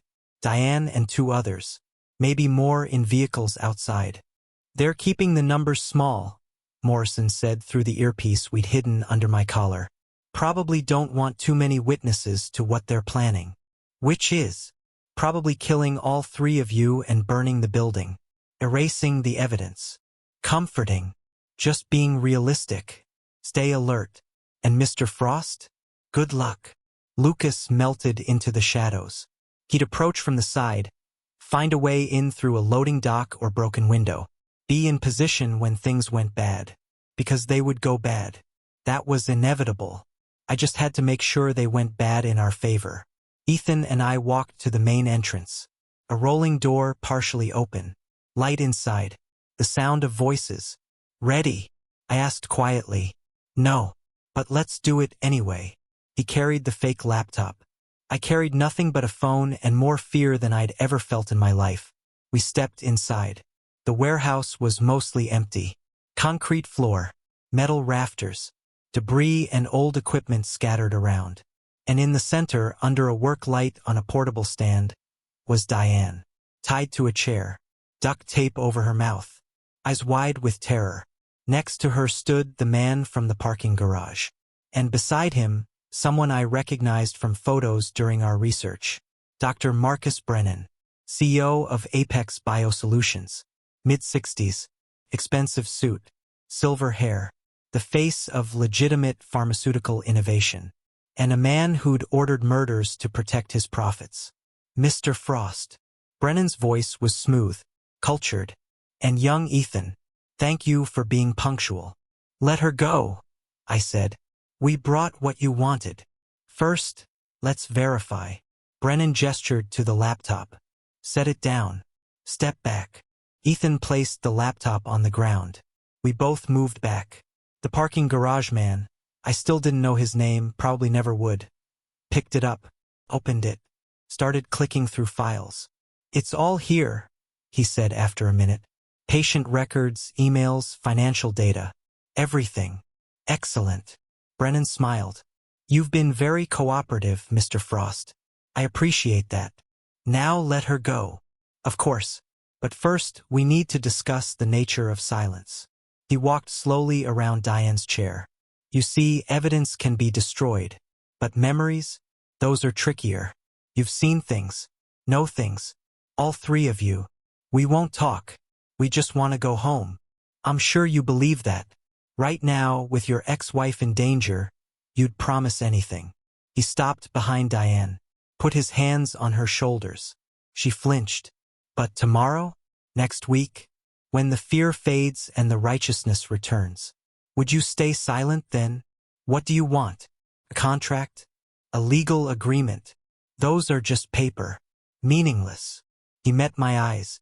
No, Mr. Frost. The only way to ensure silence is to eliminate the possibility of speech. The parking garage man raised his gun. Diane's muffled scream cut through the warehouse. Wait! Ethan stepped forward. Wait, please. I'll do anything. I'll say anything. Just don't hurt her. Ethan, no, I said. But he ignored me. Dr. Brennan, I know how this works. You need someone to blame. A fall guy. I'll do it. I'll confess to making everything up. Fabricating evidence. I'll say I was mentally unstable, grieving, whatever you need. Just let my parents go. Brennan studied him. That's quite an offer. And then what? You kill me anyway? Ethan's voice was steady now. Stronger. At least this way, two people live. Two people who'll keep quiet because speaking up means admitting they knew I was lying. Clever. Brennan nodded. You really are as brilliant as Hartley said. Such a waste. Is that a yes? It's a consideration.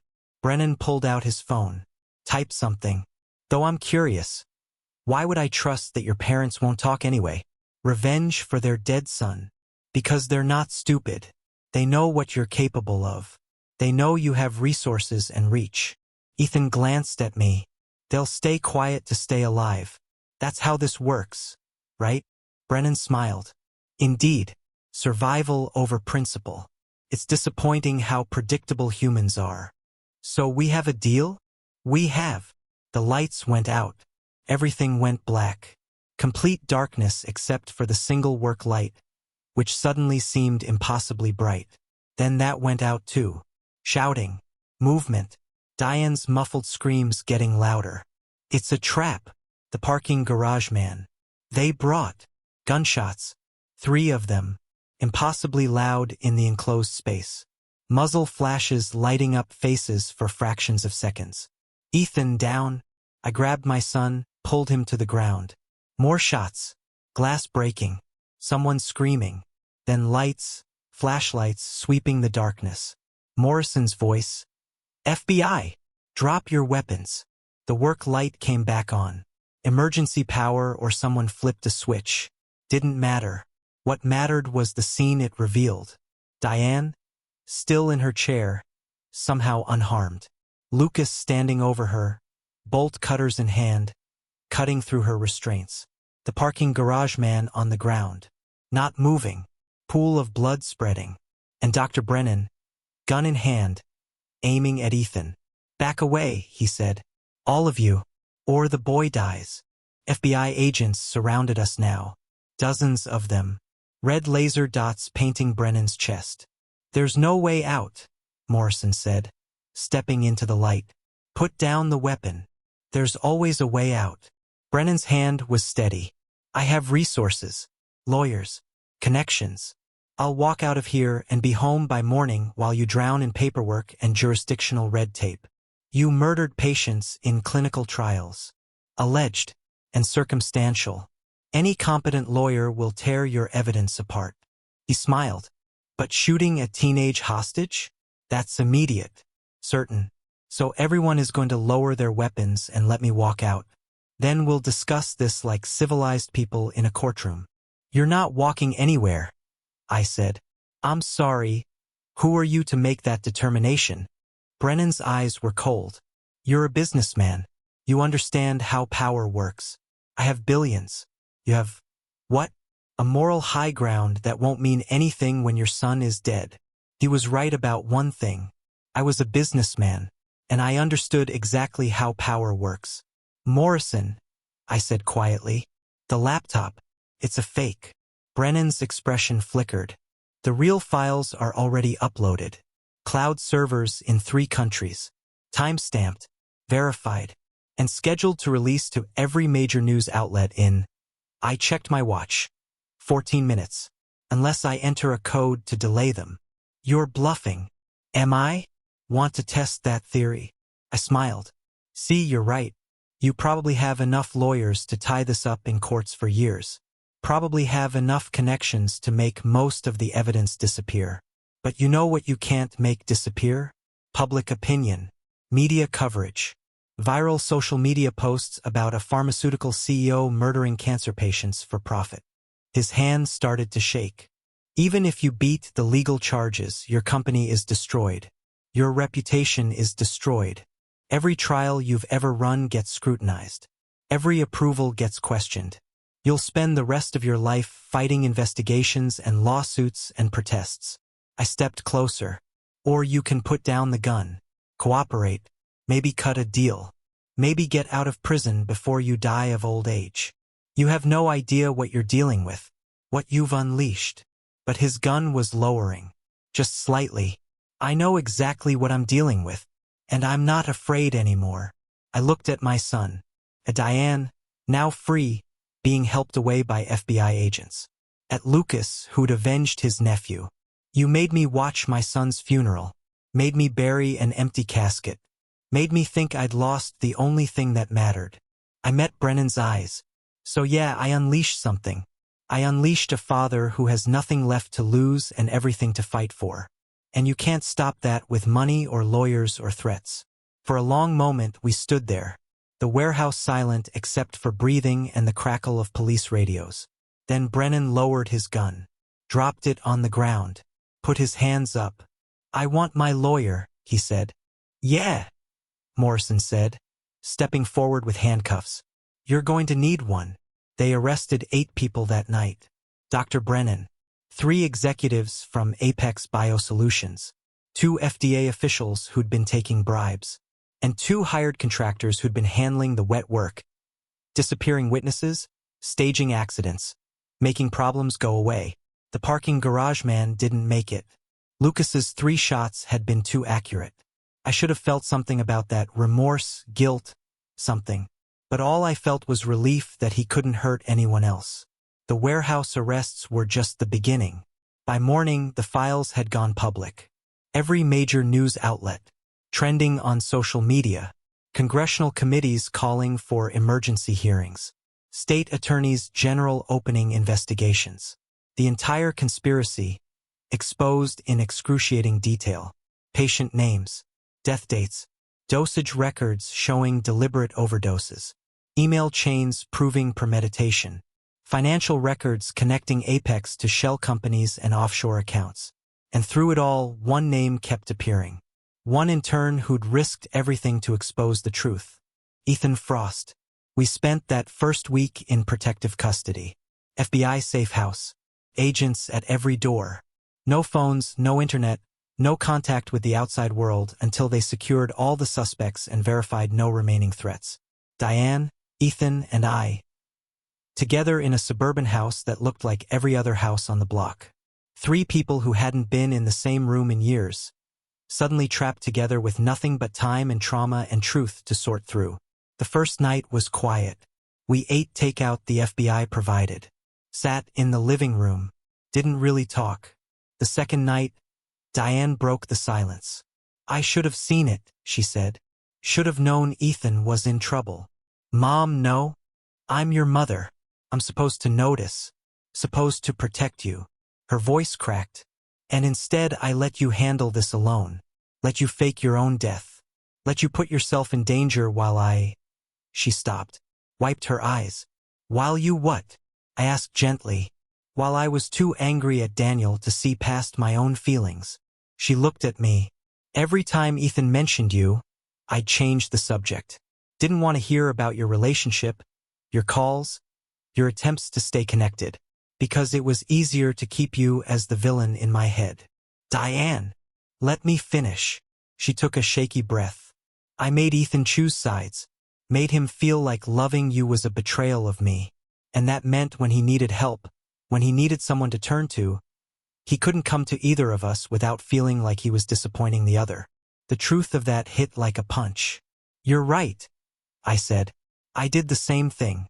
Made everything about work, about success, about proving I was more than just the guy who destroyed our marriage. And Ethan paid the price for both our failures." "We both screwed up," Diane said. "Spectacularly." I almost laughed. "Worst parenting award goes to all of us," Ethan said quietly. Can we stop? Stop assigning blame? Stop trying to figure out who failed worse?" He looked between us.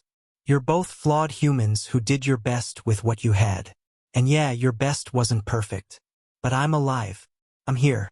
And I don't want to waste this second chance dwelling on everything that went wrong." Diane and I looked at each other.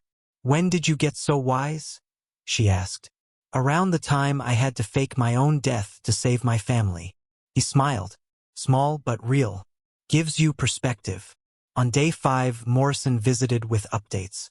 "Hartley's talking," he said, spreading files across the kitchen table. "Cut a deal for reduced sentence in exchange for testimony. Gave up names, dates, procedures. The whole network." "How many hospitals?" Lucas asked. He'd been staying nearby, checking in daily, processing his own grief over Tyler. 17 across 8 states. All running similar schemes, manipulating trial data, killing control patients, falsifying results to secure FDA approval. Morrison pulled out a document. Conservative estimate? 300 victims over the last 6 years. The number hung in the air. 300 people. 300 families who'd trusted doctors and hospitals and medical research to help their loved ones, who'd gotten murder instead. "And the pharmaceutical companies?" I asked. "Apex is done. Stock crashed. Board resigned. Facing hundreds of lawsuits. But they're not alone. 4 other pharma companies were involved in various trials. All under investigation now." He looked at Ethan. "Your evidence started an avalanche." "Good," Ethan said. "They should all burn. They will. Eventually. Years of trials and prosecutions. But they'll burn." Morrison pulled out another document. "Which brings me to you. You'll need to testify. Multiple times. Grand juries, criminal trials, civil suits. Going to be your life for a while." "I know. And there will be threats. Defense attorneys will try to destroy your credibility. Conspiracy theorists will call you a liar. Media will scrutinize everything." Morrison's expression was serious. "This isn't going to be easy. Nothing about this has been easy." Ethan straightened. "But I'll do whatever it takes. Those patients deserve justice. Tyler deserves justice." Lucas smiled, sad but proud. "My nephew would have liked you. I wish I'd known him better. Wish I'd—" Ethan trailed off. "I'm sorry he got caught up in this. He made a choice. Took the money knowing it was sketchy." Lucas's voice was rough. "But he didn't deserve to die for it." Nobody deserves that. No, Morrison agreed. They don't. On day 8, they cleared us to leave protective custody. The immediate threats had been neutralized. The major players were in custody. And while there were still risks, associates who might want revenge, lower-level conspirators trying to cover their tracks, the FBI determined we were safer returning to normal life under surveillance than hiding indefinitely. We stepped outside for the first time in a week. The sun was bright, almost blinding. Weird, right? Ethan said. That the world just kept going? Always does. Diane shaded her eyes. No matter how much your personal world falls apart. I checked my phone, now returned to me. Hundreds of messages, missed calls, emails. My assistant Patricia had been fielding everything. Bless her. Most of it was media requests, interviews, book deals, movie rights. Everyone wanted the story. The millionaire father who exposed pharmaceutical corruption. The son who faked his death to save lives. The ex-wife held hostage. The uncle who got revenge. We were tragic heroes. Media darlings. Public interest stories. I deleted it all. Not interested? Diane asked, watching me. In profiting off this? No. I pocketed the phone. The only thing I want is to figure out how to be a family again. She smiled. That's very evolved of you. I'm trying. I can see that. We stood there, the three of us, squinting in the sunshine. Survivors of something we still couldn't fully process. So what now? Ethan asked. Now? I thought about it.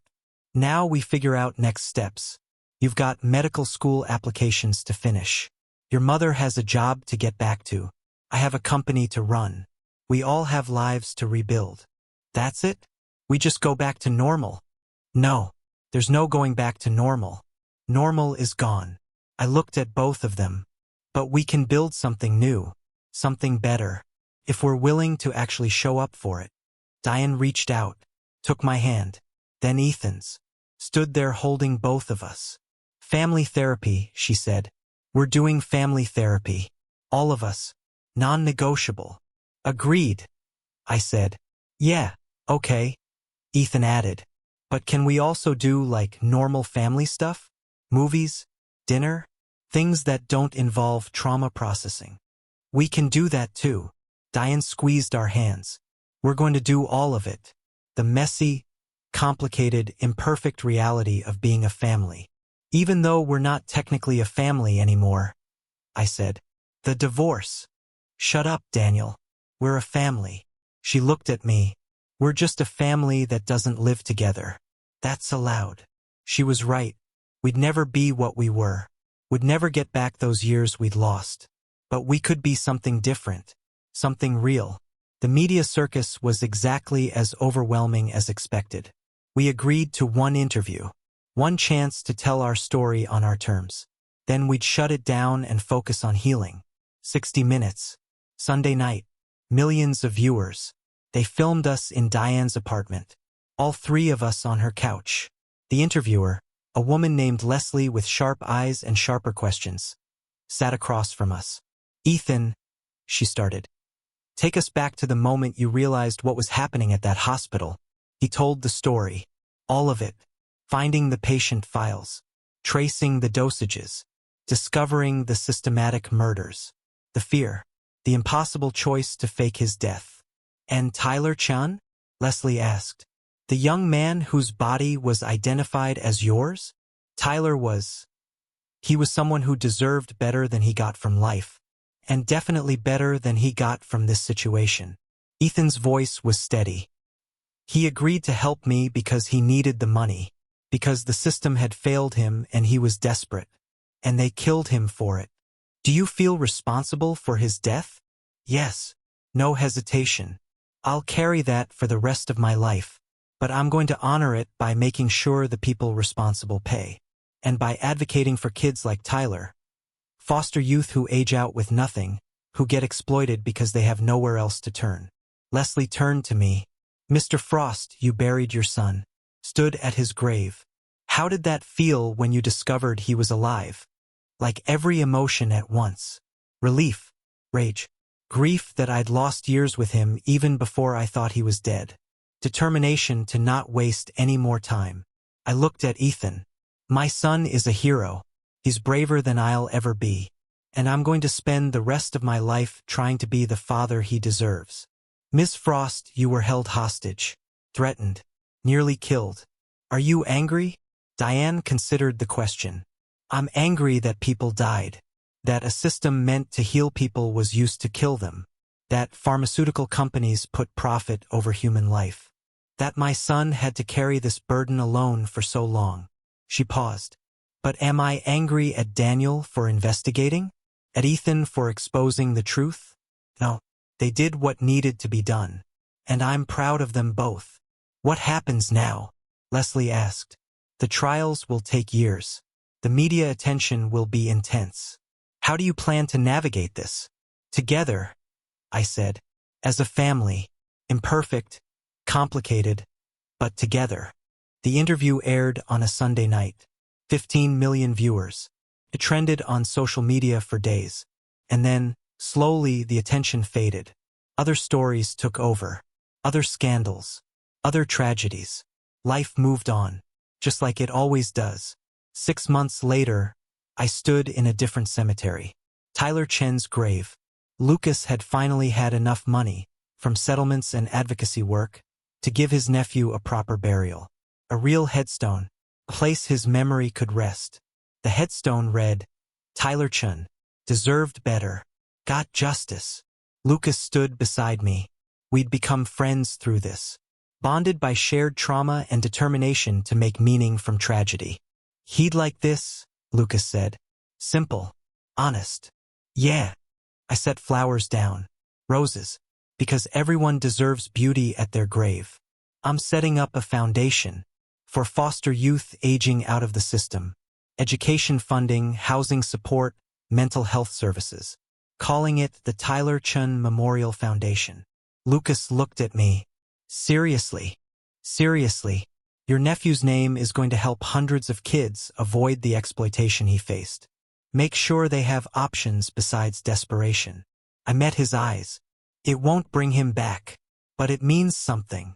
It means everything. His voice was rough. Thank you. Thank you. For trusting me. For helping me find my son. For being there when it mattered. We stood there in silence. Paying respects to a young man who'd been used and discarded by people who saw him as worthless. Who was actually priceless. Because his death had sparked a movement. Had exposed corruption that would save countless lives. Had brought down an empire built on suffering. Tyler Chen mattered. And now the world knew it. 1 year later, everything had changed. Dr. Richard Hartley, 25 years in prison. Eligible for parole in 15. Dr. Marcus Brennan, life without parole. Died of a heart attack 8 months into his sentence. Ironic, given his company's cardiac research fraud. Apex Biosolutions. Bankrupt. Assets liquidated. Victims' families received settlements totaling $4.2 billion. For other pharmaceutical companies, massive fines. Restructured leadership. New oversight protocols. FDA officials. Fired. Prosecuted. Convicted. The agency underwent complete reorganization. 17 hospitals. Investigations. Reforms. Renewed commitment to ethical research. And Ethan Frost, testifying at his 12th trial. Medical school deferred but not abandoned. Determined to become the kind of doctor who actually heals. I sat in the courtroom gallery watching my son on the witness stand. He was 20 now. Older. Harder in some ways. But still fundamentally good. Still the kid who cared enough to risk everything for what was right.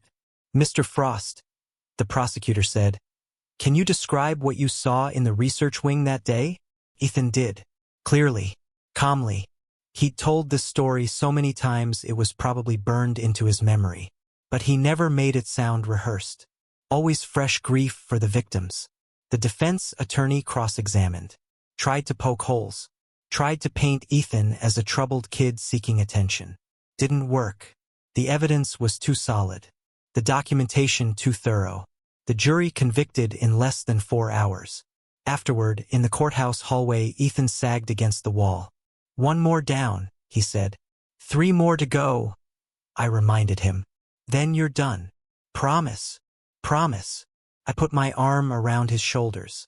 And then you're going to medical school.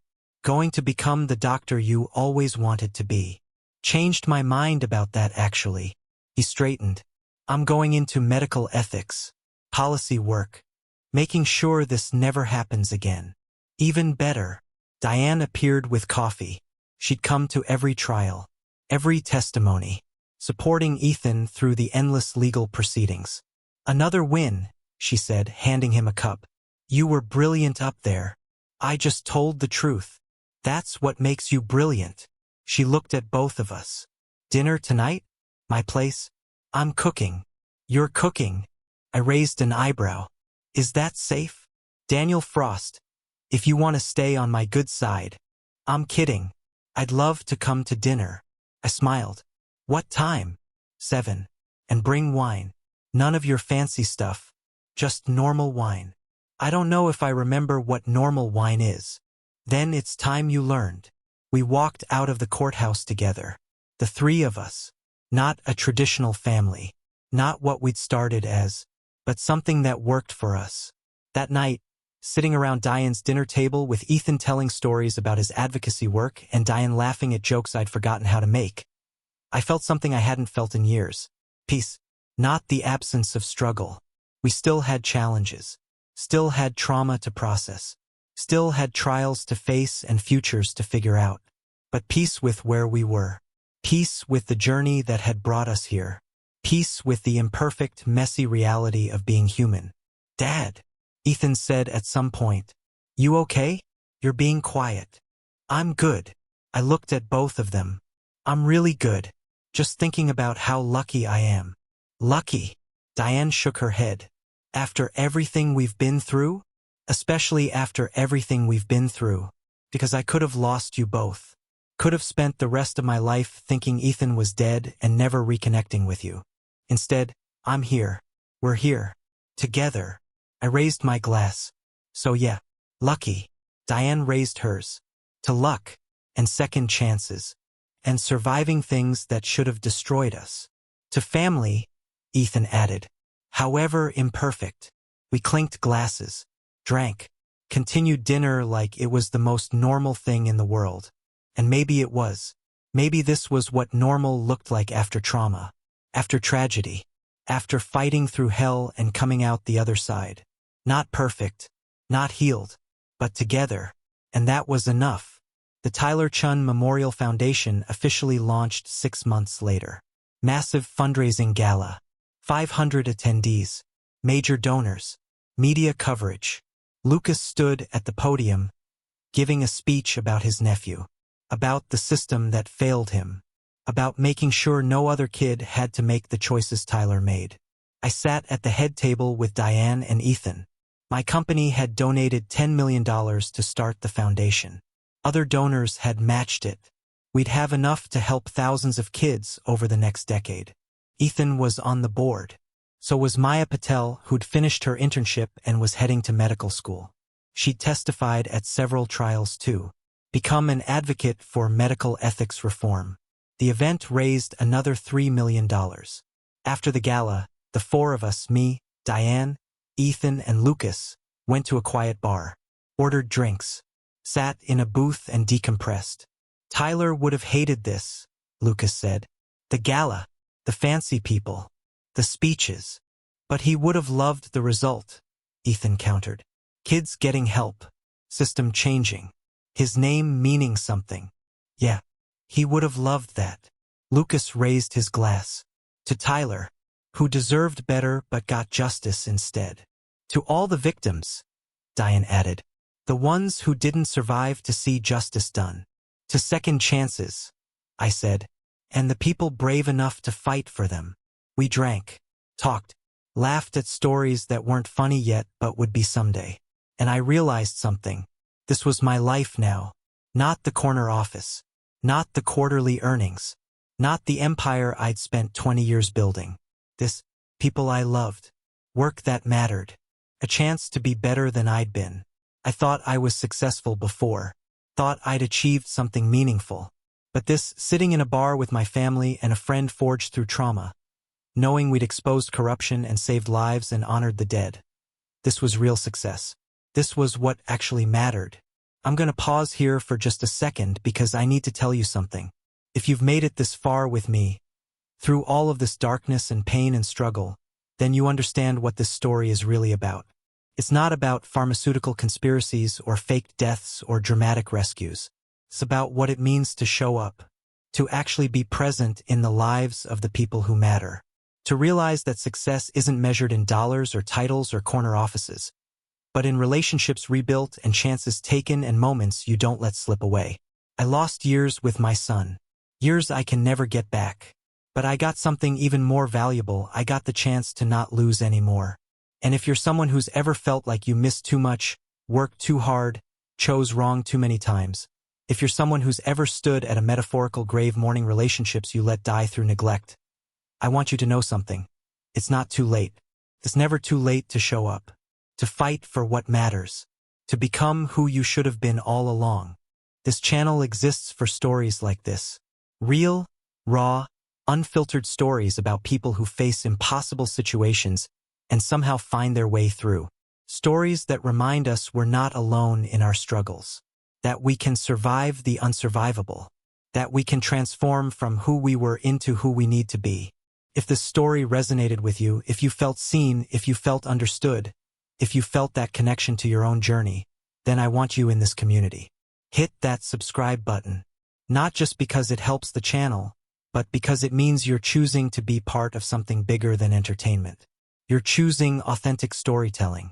You're choosing to hear about real human experiences, the messy and complicated truth of what it means to keep going when everything falls apart. And if you're already subscribed, thank you. Truly. Share this with someone who needs to hear it. Someone who's struggling with their own version of this story. Someone who needs to know that redemption is possible. Drop a comment and tell me, what part of the story hit you hardest? Was it Daniel's realization of what he'd lost? Ethan's courage in facing impossible choices?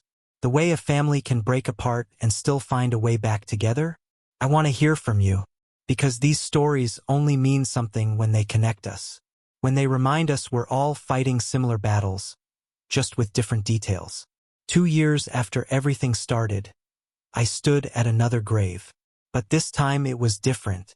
This time the person in the ground actually belonged there.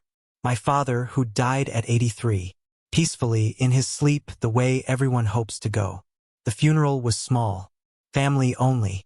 Ethan spoke, gave a eulogy about his grandfather, the surgeon who'd inspired him, who'd set standards both inspiring and impossible. Grandpa taught me that medicine is about more than treating symptoms, Ethan said. It's about seeing the whole person, understanding their story, caring about their life beyond the diagnosis. He paused. He didn't always get it right, made mistakes, chose work over family sometimes. But in the end, he taught me the most important lesson. It's never too late to change, to be better, to show up for the people who matter. He was talking about his grandfather, but he was looking at me. After the service, after everyone else had left, Ethan and I stood at the graveside together. "You okay?" he asked. "Yeah." He lived a good life. Long life. Made an impact. I looked at the headstone. I'm just thinking about what he'd say if he knew what we went through. He'd probably say you handled it like shit, but got the right result anyway. Ethan smiled. That was kind of his style. Sounds about right. I put my arm around Ethan's shoulders. You know what though? I'm grateful. For all of it. Even the nightmare parts. Because it gave me you back. Gave me a second chance I didn't deserve but got anyway. You deserved it, Dad. You showed up. You fought. You didn't give up even when it would have been easier. He leaned against me. That's what matters. Not the years you missed. The ones you're here for now. We stood like that for a while. Father and son. Complicated history. Uncertain future. But present. Together. Actually knowing each other. Medical school starts next month, Ethan said eventually. I know. You excited. Terrified. Excited. Both. He pulled away, looked at me. Will you come to the white coat ceremony? Try to stop me. It's on a Thursday, 2 p.m. I know you have that board meeting. I'll cancel it. Dad, you don't have to. Yes, I do. I met his eyes. I missed your high school graduation. Missed too many birthdays. Missed everything that mattered because I thought board meetings and quarterly reviews were more important. But they're not. They never were. So yes, I'll be at your white coat ceremony. Front row. And I'll cry embarrassingly, and you'll pretend to be mortified but secretly love it. He laughed. Yeah, okay. That sounds perfect. 3 years after the investigation started, the last trial ended. Guilty verdict. 23-year sentence for a hospital administrator who'd been facilitating the murders. Ethan walked out of the courthouse and straight into a crowd of reporters. Cameras, microphones, questions shouted from every direction. He'd gotten good at this. The media, the attention, the responsibility of being the face of medical ethics reform. Mr. Frost, how does it feel to see the last conviction? Like closure, but also like the work is just beginning. He spoke clearly, confidently. These convictions matter. But what matters more is making sure this never happens again. That's why I'm dedicating my career to medical ethics and oversight. Some have called you a hero. How do you respond to that? I'm not a hero. I'm someone who saw something wrong and couldn't look away. The real heroes are the patients who died without anyone fighting for them. The families who trusted a system that betrayed them. And people like Tyler Chin who got caught up in something bigger than themselves and paid the ultimate price. He paused. If you want to honor what happened, don't make me a hero. Make me a reminder that we all have a responsibility to speak up when we see something wrong, no matter the cost. What's next for you? Medical school, then residency, then hopefully a career in ensuring that patient safety always comes before profit. He smiled. And maybe finally some peace, some normalcy, some time to just be 22 years old instead of a whistleblower. The reporters laughed, asked more questions, but Ethan was done. He pushed through the crowd to where I was waiting with Diane and Lucas. How'd I do? He asked. Perfect, Diane said. Like a pro, Lucas added. Like yourself, I said. Which is all you ever need to be. We walked away from the courthouse together. Away from the cameras and questions and weight of everything we'd been carrying. Just for people who'd survived something impossible and come out the other side changed but intact. 5 years after I stood at Ethan's grave mourning a son who wasn't dead, I stood at his medical school graduation, watching him receive his diploma. Dr. Ethan Frost. He'd specialized in medical ethics and patient advocacy. Was already being recruited by hospitals and oversight committees. Already making an impact. When they called his name, he walked across the stage, shook hands with the dean, accepted his diploma, and then he looked directly at me in the audience and smiled. That smile, the same one he'd had as a kid, full of possibility and hope and determination to make the world better. I cried. Obviously. Diane cried next to me. Even Lucas, who'd become like family over the years, wiped his eyes. After the ceremony, we found Ethan in the crowd. He was surrounded by friends, classmates, professors all wanting to congratulate him. But when he saw us, he broke away, came straight to his family. Dr. Frost, I said, pulling him into a hug. I'm so proud of you. Couldn't have done it without you. Any of you. He hugged Diane next. Then Lucas. This is for all of us. For Tyler. For the patients we couldn't save.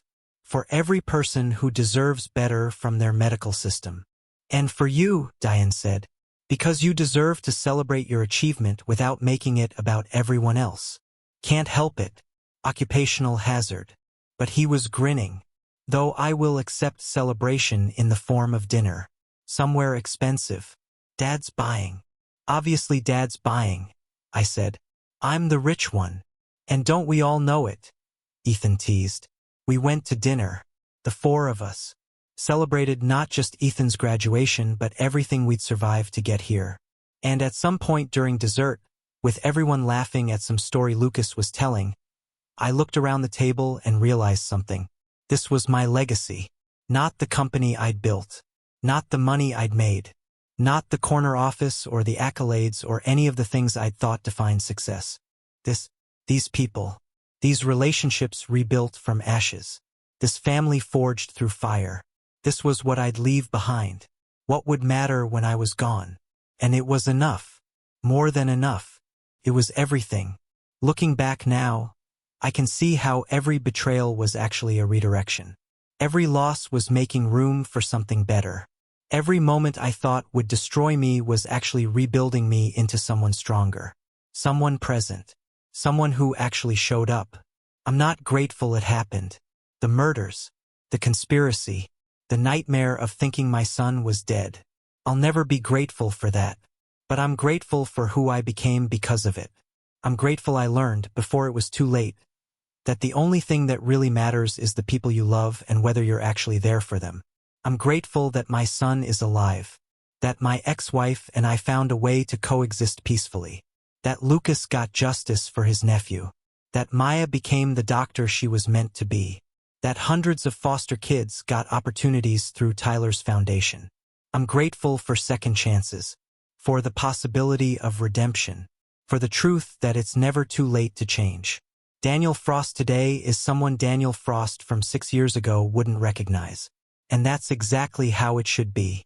Because growth isn't gentle. Transformation isn't pretty.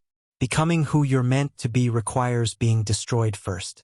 Requires losing everything you thought defined you. Requires standing at graves and making impossible choices and facing the worst parts of yourself. But on the other side is peace, is purpose, is the knowledge that you didn't waste your second chance. And that's worth everything. Thank you for staying with me through this entire journey. I know 90 minutes is a lot to give. More than most people have. More than I probably deserved. But you gave it anyway. You sat with me through the darkness and the pain and the struggle and the triumph. And that means everything. Here's the thing about stories like this. They're not just entertainment. They're mirrors. They show us parts of ourselves we might not want to see. Parts that are flawed and failing and desperately in need of redemption. But they also show us what's possible. That we can survive what feels unsurvivable. That we can change. That we can become better versions of ourselves if we're willing to do the work. If this story resonated with you, if you saw yourself in Daniel's struggle to be present, or Ethan's courage to stand up for what's right, or Diane's journey to forgiveness, or Lucas's determination to honor his nephew's memory, then I want you in this community. This channel is built on stories like this. Real, raw, unfiltered human experiences that remind us we're not alone. That our struggles matter. That our transformations are possible. That the worst chapter doesn't get to be the last chapter. If you haven't already, click that subscribe button right now. Not just for the algorithm, though that helps, but because it means you're choosing to be part of something meaningful. You're choosing authentic storytelling over manufactured drama. You're choosing connection over isolation. You're choosing hope over despair. You're choosing to believe that people can change, that families can heal, that justice can win, that second chances are real. And if you've already subscribed, if you're already part of this community, thank you. From the bottom of my heart, thank you. You're the reason these stories matter. You're the reason I keep telling them. Share this with someone who needs to hear it. Someone who's struggling with their own relationships. Someone who's questioning whether it's too late to change. Someone who needs to know that redemption is always possible if we're brave enough to reach for it. Drop a comment and tell me your story. Have you experienced something similar? Have you had your own moment of realization where you understood what really matters? Have you fought for second chances? Have you survived the unsurvivable? I want to hear from you, because these stories only complete themselves when they connect us. When they remind us that we're all fighting similar battles with different weapons. That we're all trying to become better versions of ourselves. That we're all deserving of grace and second chances and the possibility of transformation. I've got more stories to tell. Stories of survival. Stories of redemption. Stories of people who faced impossible odds and somehow found their way through. Stories that will make you feel everything. Rage and hope and sorrow and joy and the complicated mess of being human. And I want you here for all of them. Until next time, remember this, your story isn't over. The worst chapter doesn't get to be the last chapter. You get to write the ending. You get to choose who you become. You get to fight for second chances and transformation and the possibility that you can be better tomorrow than you were today. You get to show up. And that's the only thing that really matters. I'll see you in the next story.